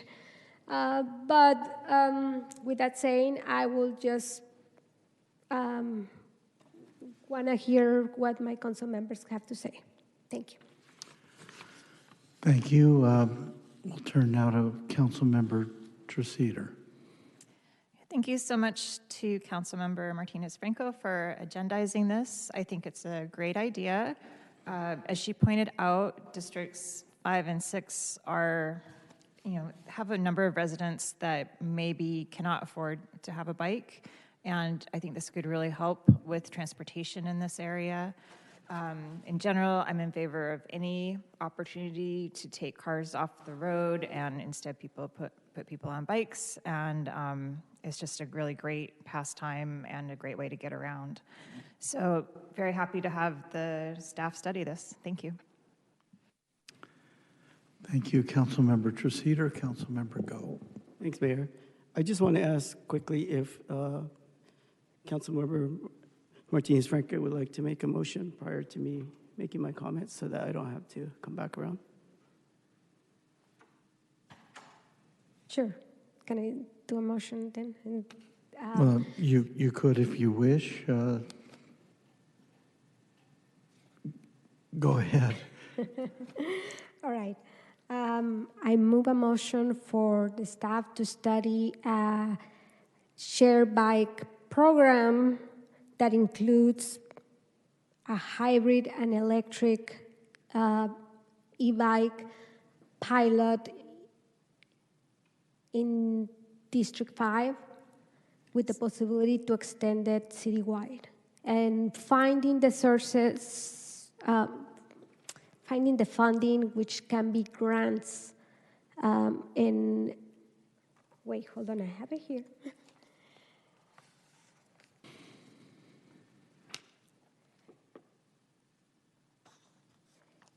And return within 120 days with an analysis of a citywide program within 6 months. I like the idea of presenting it to the commissions, so I don't know if I have to repeat all that again. Second. All right, there's a motion and a second. Does this help you, Councilmember Go, so you can speak to the motion? Thank you for this, council members. Treseder as well. Very happy to see fellow council members looking at these options. And as you all know, I've got a pretty good extensive background in the bike industry. I actually attended UBI University Bicycle Institute in Ashland, Oregon. I got a certificate in bike repair, bike maintenance, and shop operations, and even operated a bike shop. So just to kind of outline the pitfalls, a bike is not the perfect, community device or commuting device. We get it. It doesn't haul as much stuff. It doesn't get you faster. There's some negatives, but at the end of the day, there's quite a bit of positives that overcome a lot of that. Number one, it's a small carbon footprint. with pedaling and e-bikes, it doesn't emit as much carbon dioxide into the atmosphere. It alleviates traffic, which we've already seen in cases that it could have been useful. It's cost effective. And at the end of the day, the most important one is you're healthier and you're happier. And to me, all that together, if we focus more on resources to address these traffic issues that we're having, and like Councilmember Carroll said, let's solve the problems. And this could be one of them. It isn't the perfect end-all, be-all solution, but I just want to make a small amendment to this motion. I just want to be able to include, we look into bike lending and bike librarying in terms of also bike shares to expand beyond that.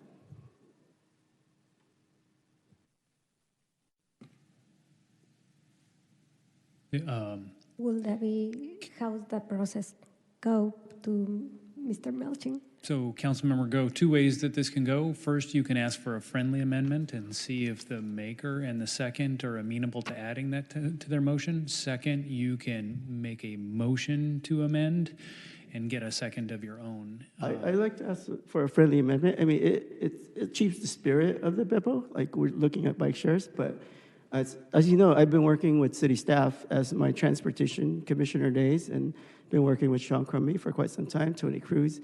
We've discussed some of the issues with all the different options, and we think we can come up with a good solution amongst all these possible solutions. So if you guys would friendly... if I might add a little bit of detail or clarification. I think the spirit of the memo asks us to evaluate bike share and its feasibility throughout the city. And when you say bike share, there are multiple different models, styles of programs. And so if a friendly could say to specifically include variants or models that Commissioner Go, you've been talking about with the bicycle library, I think that's an easy addition for us to include into any analysis that we perform. That's perfect. Thank you. Yeah, no, I agree with Councilmember Go. I think different kind of programs might work in a different district as well, and why not offering the best for everybody? So I will agree to the addition. I agree as well. All right, let me speak to this. I'm not quite sure what the motion says now. When we talk about citywide and comprehensive programs, citywide look at this, that, and the other, that's an expensive undertaking. It also does precisely what Mr. Geller and others suggest we not do, which is go directly to staff instead of involving the commissions on the ground floor. It seems to me that a number of the people who testified talked about taking a holistic look at bicycles and how they could work in the city and so forth. Well, this is a big deal. And I'm very interested in this subject. I'm interested in what other cities are doing. But I don't think we should be leaving out the commissions. I mean, the fact that this meeting tonight is largely about process, I think that's a good thing. We have to think about what kind of process here. And this is why we have a Transportation Commission. I used to criticize the Transportation Commission. Well, for years and years, it's all you guys do is traffic counts. You don't do anything else.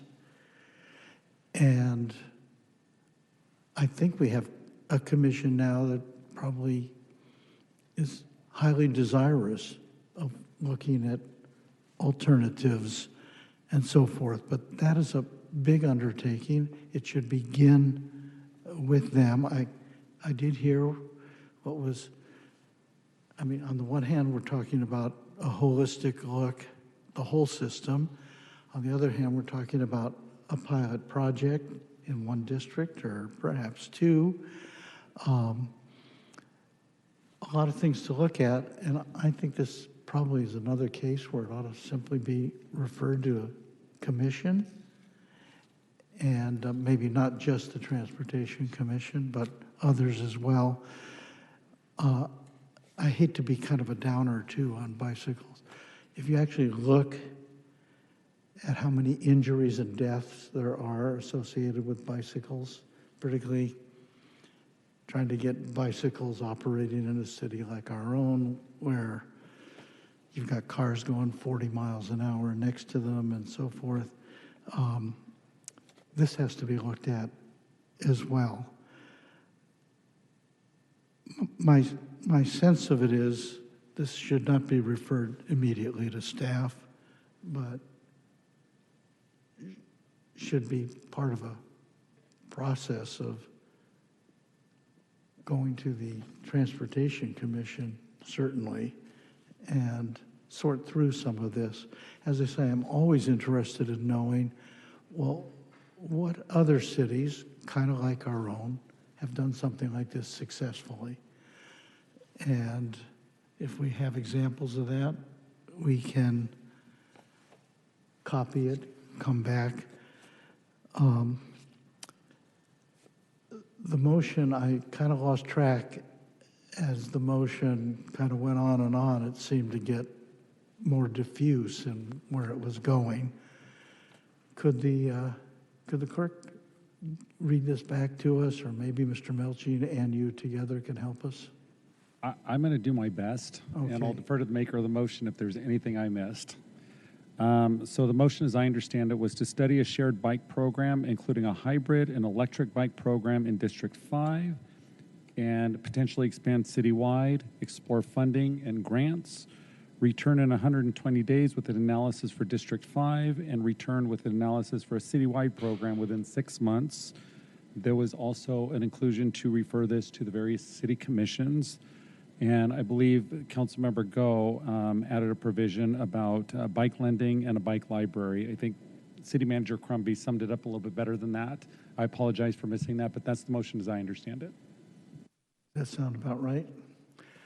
All right, let me just give you my reaction. I'm not providing a solution here, but that sounds to me like about 2 FTEs for a whole year to do the things that were in that motion.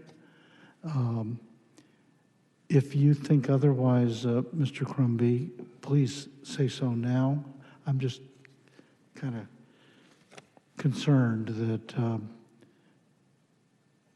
the motion is so broad and encompassing that we may not get a lot of benefit from it, certainly not in the short term. But I ask for you, I know you've worked on projects like these before, some with success and some less so. Thank you for the opportunity to talk a little bit about bike share. And just so that everybody knows, in my past, I have managed a personally managed bike share system significantly larger than what we could bring to this city. And so I have a lot of experience with bike share. I think in order for us to do an analysis properly, probably the best way to go about doing it is hiring a consulting firm that specializes in that specific area so that they can bring us detailed information about different types of models, ridership projections, costs for us. Part of the motion talks about connecting this site to UCI. Well, if we're truly going to do that, I think we need to go to UCI and talk about partnership with them. I heard some of the public comments talk about bikes through the campus, and we don't have the authority to dictate. We would go and ask their transportation folks about partnership for anything more than just getting to the edge of the campus. In terms of citywide alternatives, they could look at different destinations that would be, I heard some commenters talk about urbanized areas and density, which are target-rich environments for success with bike share.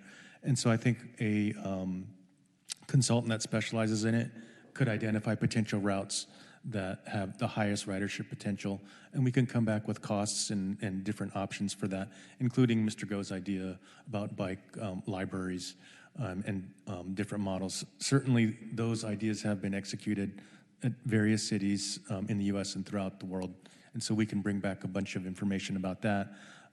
In terms of our staff self-performing it, my fear is that we don't have the internal expertise on bike share.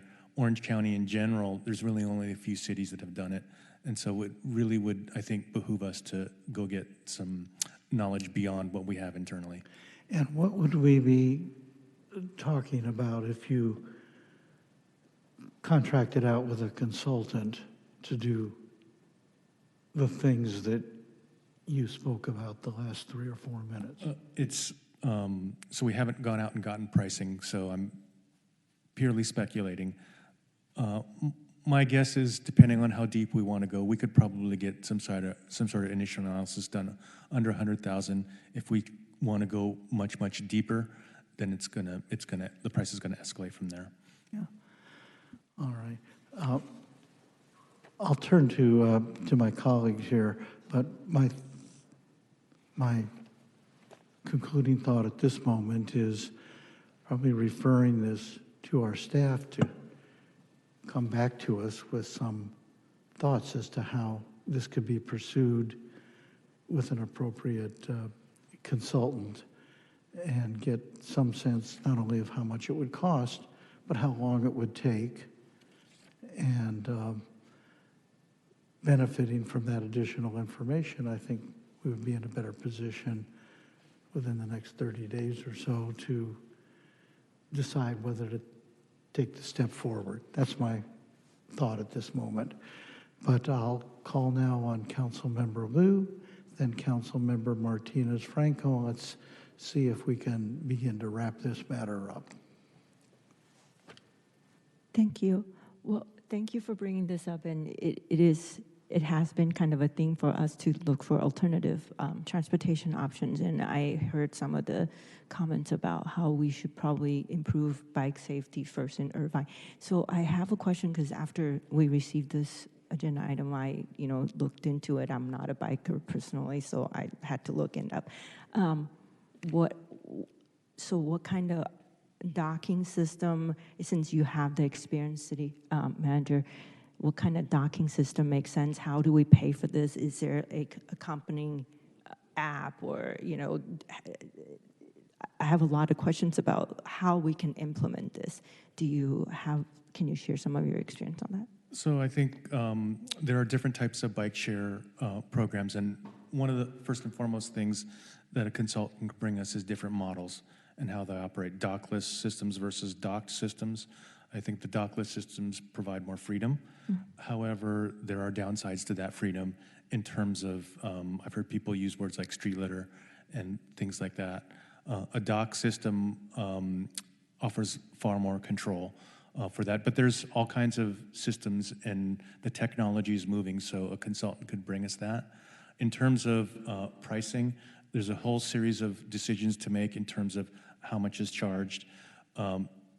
Ongoing operational costs, there are things like balancing of the system, bicycle maintenance, those sorts of things. If you're running a electric system, charging of the bikes and some of those sorts of things.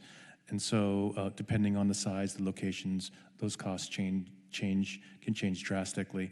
And so getting some help with somebody bringing us some real world numbers would be helpful. And if I could follow up on one more thing, one of the, you bring up bicycle infrastructure. Our staff is currently evaluating a series of Class 4 additions within our annual paving program.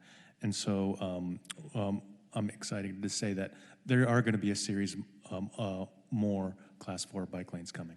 And just to follow up on that, I understand that there's already a transportation program, comprehensive program for the city to bring in more Class 4 bike lanes. And what is the timeline looking like right now? So the rollout of the bike lanes is folded into our annual paving program. And so the streets that are scheduled within our program this year are in Quail Hill, Knoll Crest, Bonita Canyon Drive, Turtle Ridge, Newport Coast, Orchard Hills, Each one of these are being evaluated right now to see whether the individual sections that are being paved are appropriate for a class 4. And if the staff can figure out how to add those, it's going to be rolled into the annual program. And do we have any plans to improve, say, one of the commenters mentioned it around, say, freeway entrance and, busy intersections? So I think ideally the goal is to do the entire city over a period of 10 to 20 years. We're not changing the order of precedence of when things get paved. As they get paved, evaluations are done and added. The one thing I would caution with freeway ramps and that the traffic is high, we don't have control of those areas. Those fall within Caltrans jurisdiction, so it becomes very much more complicated to do what we want to do there. Okay, thank you. Thank you, Councilmember Martinez Franco. Yeah, and with all due respect, I did a master's in public administration with a city and government management. They will ask us to do an analysis of a study of a city in a week, and we have to turn in the study in a week. How is it possible that the staff cannot do a simple study analysis on if this is feasible and present it to the commissions? I don't understand why it cannot be done. Just present it to the commissions, see what the commissions have to say, and go from there. I know I did a very high level, very surface level analysis about this, and I was able to find some funding, which probably is outdated, but if I was able to find that funding that it was outdated, I'm pretty sure the staff can find the funding. Finland and Denmark has a very excellent program for bike share systems and some programs that Councilmember Go was mentioning, rental as well. Just analyzing these cities and comparing it to the city of Irvine and maybe the trends and all the fundings that they have completed. I just read also that Aspen, Colorado established program that it has been very successful, and they implemented a hybrid model, and they being very successful with that program. I think that we need to do something more to promote people to leave their car behind, and it was do something cool. And I like when you mentioned that the dogless system, the dog system where you have to be responsible of having an app where you be charged if you don't return your bicycle to the dog, then it will work here in the city. I don't want to see our city trashed with bicycles everywhere. So I think having that dog system will be excellent. So I just want to understand for Mr. Crombie, if you can answer, why is it not possible to do just a simple analysis, present it to the commissions, and just see what they say? For sure, we could do that. We could present potential route maps and a lower level analysis and have our staff do it. But ultimately, at the end of the day, operation of bike share systems has proven to be very costly. The system that I was personally responsible for cost about $1.5 million in subsidies from the city a year.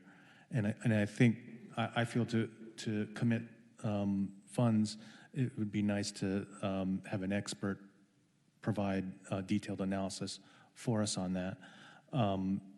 But if it's the desire of the council, we can throw together potential routes and talk about a docked system, list some vendors that provide that, and bring that to the Transportation Commission in short order, and see how the commissioners feel about it.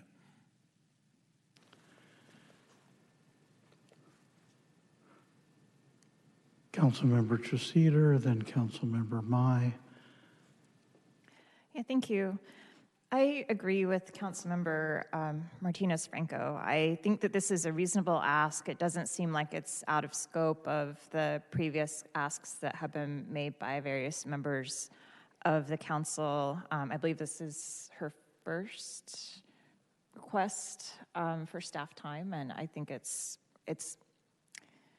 is reasonable. It's a well-defined issue to study. I don't think it will take incredibly long as she's outlined it, and I do support the staff putting in the work for it. Thank you. Thank you, Councilmember Tracito. Councilmember Mai. Thank you, Mayor. Yeah, I looked at this, and thanks for bringing it forward, Councilmember Martinez-Franco. I do have some concerns about this, mostly for costs, just hearing from previous cities and experiences that are out there in terms of how much it would cost. I mean, that's my major concern about this implementation. But I'm interested in seeing how much and where it's going to be throughout the city. If it's going to clog up the roads in terms of the locations, or where the study is going to be. I mean, you guys are the ones that are going to be doing this, and you guys experience in that. I just am concerned with the cost analysis. I mean, is there any? I don't have any reference points in terms of how much a program like this would be implemented on a city this size. I know, City Manager, you've had experience in other cities. I don't know if they're the same size or scale, but maybe you can talk a little bit about that. I think part of the process I'd like to go through is clear expectations, maybe through the commission and community, to understand what it is that we want. If we're talking about one rack here and one rack at UCI with a handful of bikes that could be checked out and just go between the two, then probably the cost isn't that much. But if the expectation is that there's always going to be bikes available every time you go there, and there'll be no waiting, they will be fully functional all the time, well, then I think it is good to do some homework and design a system that works well. And so I think the cost could slide, and I'm hesitant to throw out numbers for Irvine without doing some analysis behind that.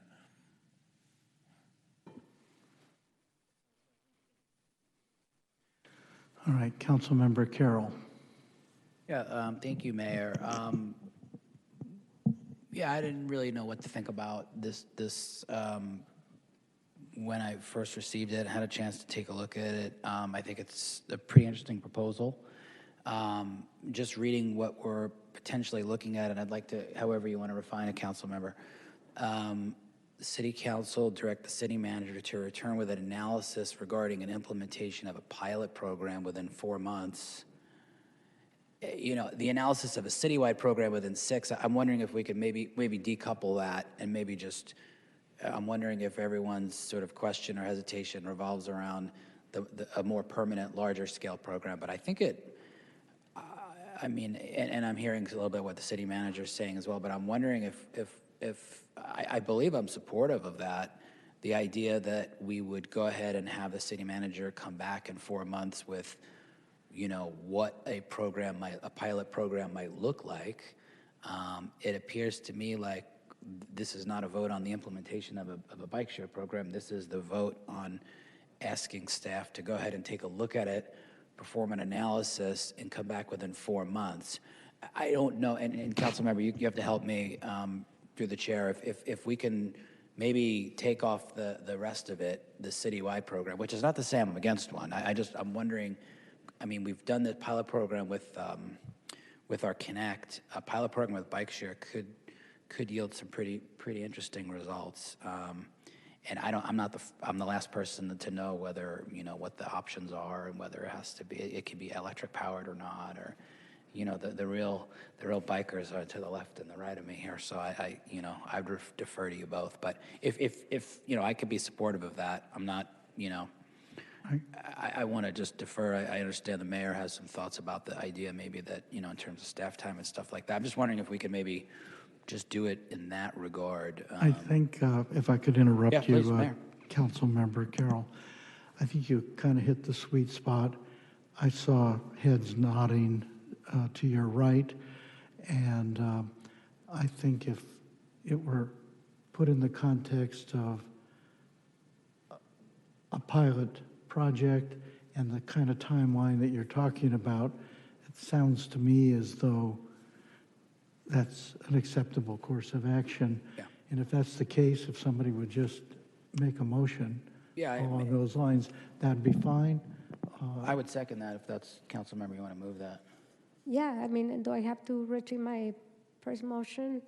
You can either amend your original motion to delete the references to the permanent program for the time being, which might be the easiest thing to do if the second will agree, or you can withdraw the motion and make a motion only as to the pilot program. I move to amend the motion to take the extending it to the study to citywide. All right. And Mayor, just if I claim back a few seconds, I just want to point out that, look, it's incumbent for the city that, proudly labels itself a city of innovation to at least look at something like this and run it down would be my thought process. Thank you. I agree. All right. Was that Councilmember Treceder? Yes, I was second, so I agree. All right, so, so the amendment leaves, the offered amendment leaves it how?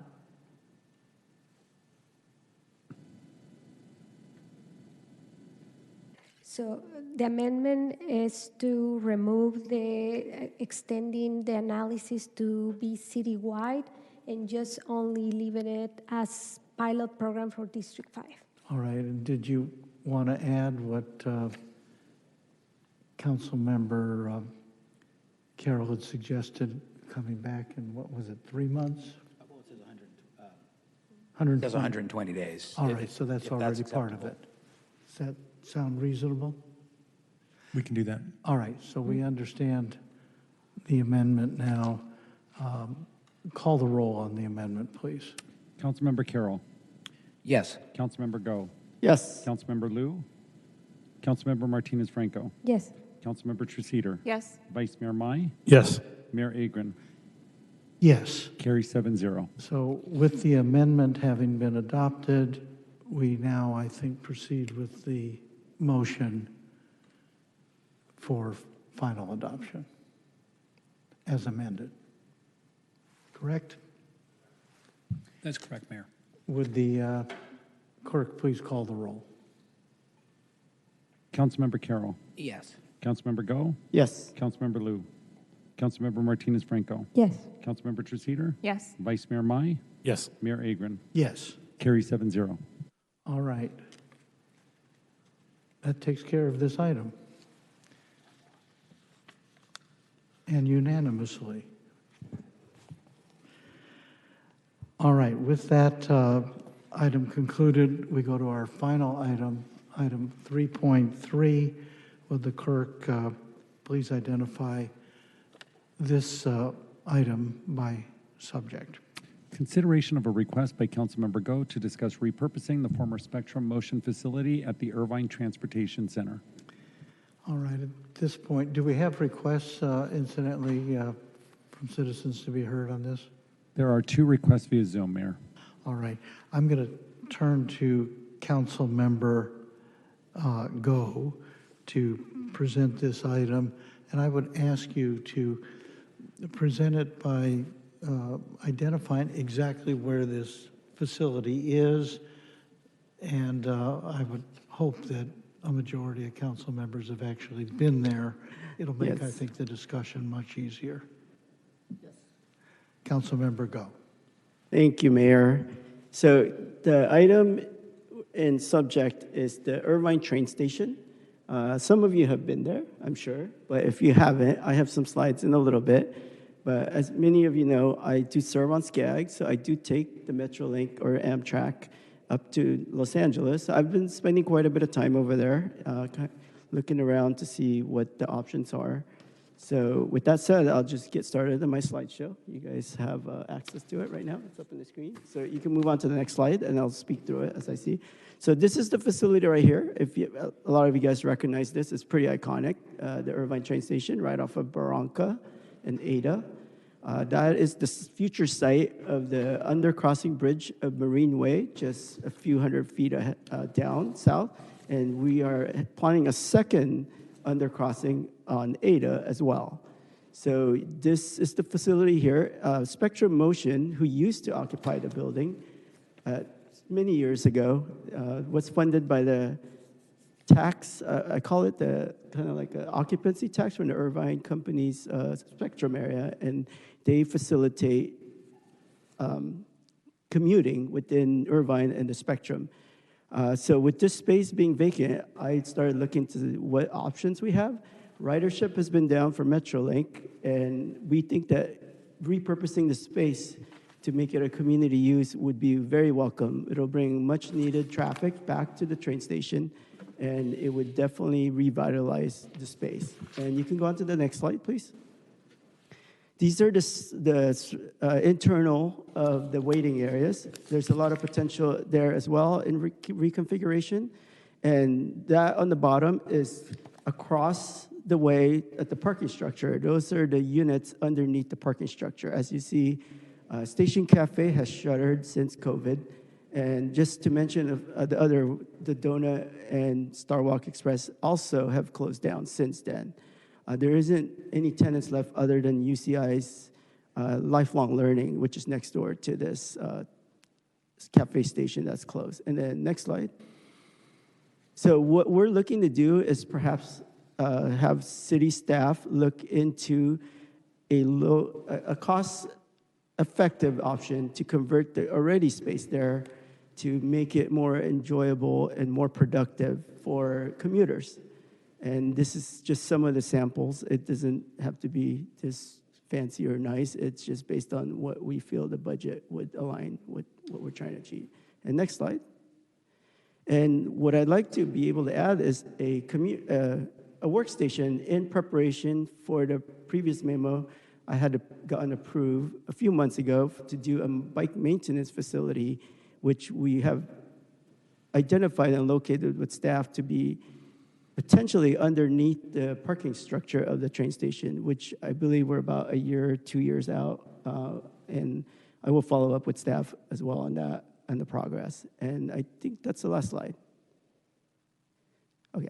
So with that said, I just want to make sure, we use our real estate effectively. I've met with various city staff on site, discussed options with Sean, Tony, Pete Carmichael, and the brokers did get back to us. We tried to lease it from a commercial standpoint, and the brokers said it just wasn't viable. People aren't going to the train station to do any kind of commerce specifically other than commuting, and the commuting's been down. So we feel that, they told us actually, a city use would be the highest and best for the time being. And this would definitely bring the welcome change and redevelopment for the time being until that whole Crescent area is developed in another generation or two out. So with that said, I want to move to direct the city manager to coordinate an analysis of the available options and design concepts for converting the former Spectrum Motion facility at the Irvine Transportation Center into a city-operated multi-use mobility community center. Additionally, I'd like to expand staff to explore other options on the other units across the way to perhaps create an infrastructure, a mobility infrastructure that we recently passed discussing bike library, bike sharing, those kind of use, as well as other sorry. So just to cut short, I just want to, let me start. Direct the city manager to coordinate analysis of the available options, design concept, converting former Spectrum Motion facility at the Irvine Transportation Center into a city-operated multi-use mobility community center. Additionally, I'd like it to explore options to design and implement other bike usage for the other pieces of property across the way. Please return to council with results within the next 60 days. Thank you so much. I'll second that motion. You were doing fine until you started winging it.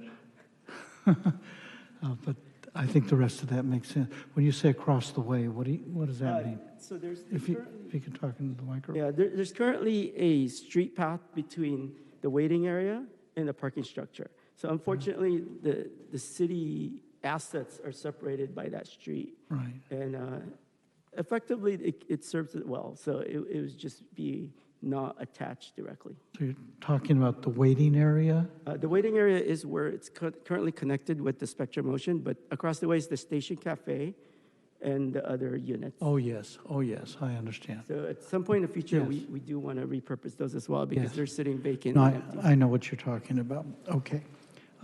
Yes, I'm happy to second that. Is there discussion? I see no requests. Everybody, I think, must be prepared to vote then, I guess. Staff's good? Staff understands what this is? Okay, great. I'm sorry. Are there requests to be heard from public commenters?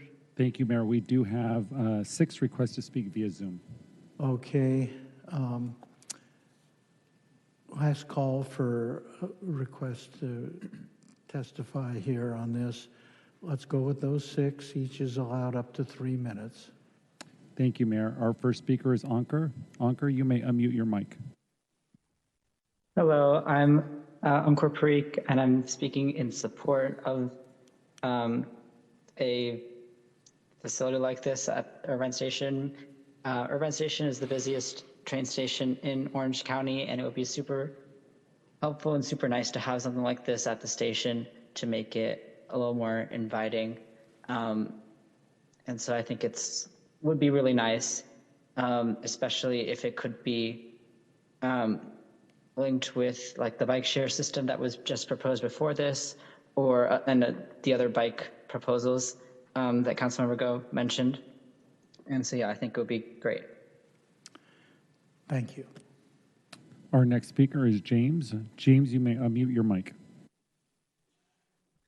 Good evening, members of the council. I'm James from Woodbridge. I am fully in favor of activating the station as a mobility hub. It's currently barren with just a parking lot and a parking garage and underutilized office space. A bike hub is good for connecting to the trains and iConnect. This also creates opportunities to have a future bike share station and connect to Great Park in the future. Lots of opportunities there if we start building the foundation now. One thing I would like to ask for is more clarity on the co-working space, the bike maintenance facility, really just what are the plans? This is going to be the center of the future transit-oriented development at the Crescent, so I want to see the vision. It could really be a community hub like Union Station or Fullerton Station if we put in the work and the right work. So I'd hope for some community engagement to see what we can do with this underutilized space that's going to be at the center of our transportation network. Thank you. Thank you. Our next speaker is Jeremy. Jeremy, you may unmute your mic. Yeah, hi there, Jeremy Ficarola. I just want to say thank you to Councilmember Go for putting this on the agenda item, and also for his personal invite to see the space. I thought that was really nice, seeing my council member reach out and include a lot of the residents that utilize this area. And I just I think that these 2 spaces are definitely underutilized. I think any use of this space is a net positive. And then this space being used for transit-oriented amenities, it does create a more inviting space to the Irvine train station. And for a long time, I've always thought that the Irvine train station really could use some improvements, and not just the utilization of these new spaces, but I mean, all around, I think there's a lot of work that could be done with the train station, and I know it will come, but this is something that could bridge the gap between now and the transit-oriented, the TOD plans, which are going to be far in the future. So this will be something that could transition into that, because we do want something nice for that area, that train station, sooner than later. And so I'm in full support. Thank you. Thank you. Next. Our next speaker is Tomas Castro. Tomas, you may unmute your mic. Good evening, council members. My name is Tomas.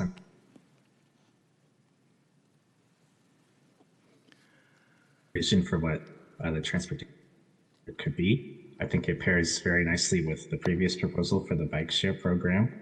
And I would encourage you to move forward with a good vision for how it can turn out. I think this is the second great item on transportation today, including the bike share program. And I'm hoping that in addition to that item, this one can prove to change our modes of transportation from cars to public transit bikes. Thank you. Thank you. Next. Our next speaker is Eric Nishanian. Mr. Nishanian, you may unmute your mic. Thank you, council members, Mayor Agron.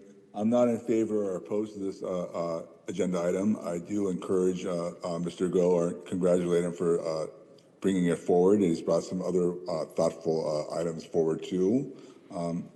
I direct council and staff to look at things like the Grand Station in Santa Ana, where they've built multi-use housing around the station, repurpose that area.